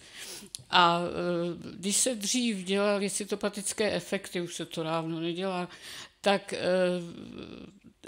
herpes simplex potřebuje na té tkáni mít plicní tkáň. Na ní jsme mi určovali cytopatické efekty herpes simplex. A on vlastně se dostává do těch plic, dostal do těch plic, ale na to se taky přišlo až potom později. A tam vlastně tam se pustil, že jo, do toho plicního procesu. Ještě jak paní doktorka říkala, jak vidíte, laboratoř, lékař, ale psycholog a psychiatr, jak moc důležitý to je. Jo, tak ještě co padlo na tom kongresu bylo, že pan profesor Komárek, který je vynikající a všechno, tak tam prezentoval, že americký prezident, jestli jste to neslyšeli, že řekl, že teda teďko, jak jsou autisti, že teda podklad to má teda taky v tom, že ženy dřív byl jeden autista, teď je to na stovky tisíce, tak teďko momentálně, asi jste to taky četli, zakázali prostě v Americe brát paralel, protože teďko ženský se vši mládujou. Tak se tomu zasmál a já jsem teda zase, jsem říkala, Roškotla už mlč, ale přesto jsem se přihlásila, jak ho mám ráda, říkám, pane profesore, počkejte si pár let, tak jako jsme si počkali na lecos a byla to pravda. Jo, takže za pár let se možná dozvíme a bude to dokázáno, že tam něco je, to všichni, co děláme dlouho, víme, že se to všechno takhle vyvíjí. Je to pravda.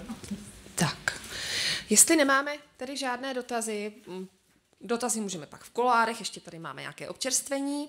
Jenom připomínám, pokud někdo chcete přeposlat tu přednášku, která byla minulý týden, tak na paní doktorku Krčmářovou. A já bych tedy teď chtěla poděkovat našim přednášejícím, poděkujeme jim takovou krásnou kytičkou, paní doktorkám, paní inženýrce Koláčkové a pro pana doktora Zahradnička máme bombonierku, něco sladkého. Takže my jim všem moc děkujeme za dnešní krásné odpoledne. Vám děkuji za to, že jste přišli a zase někdy příště třeba nashledanou. Děkujeme.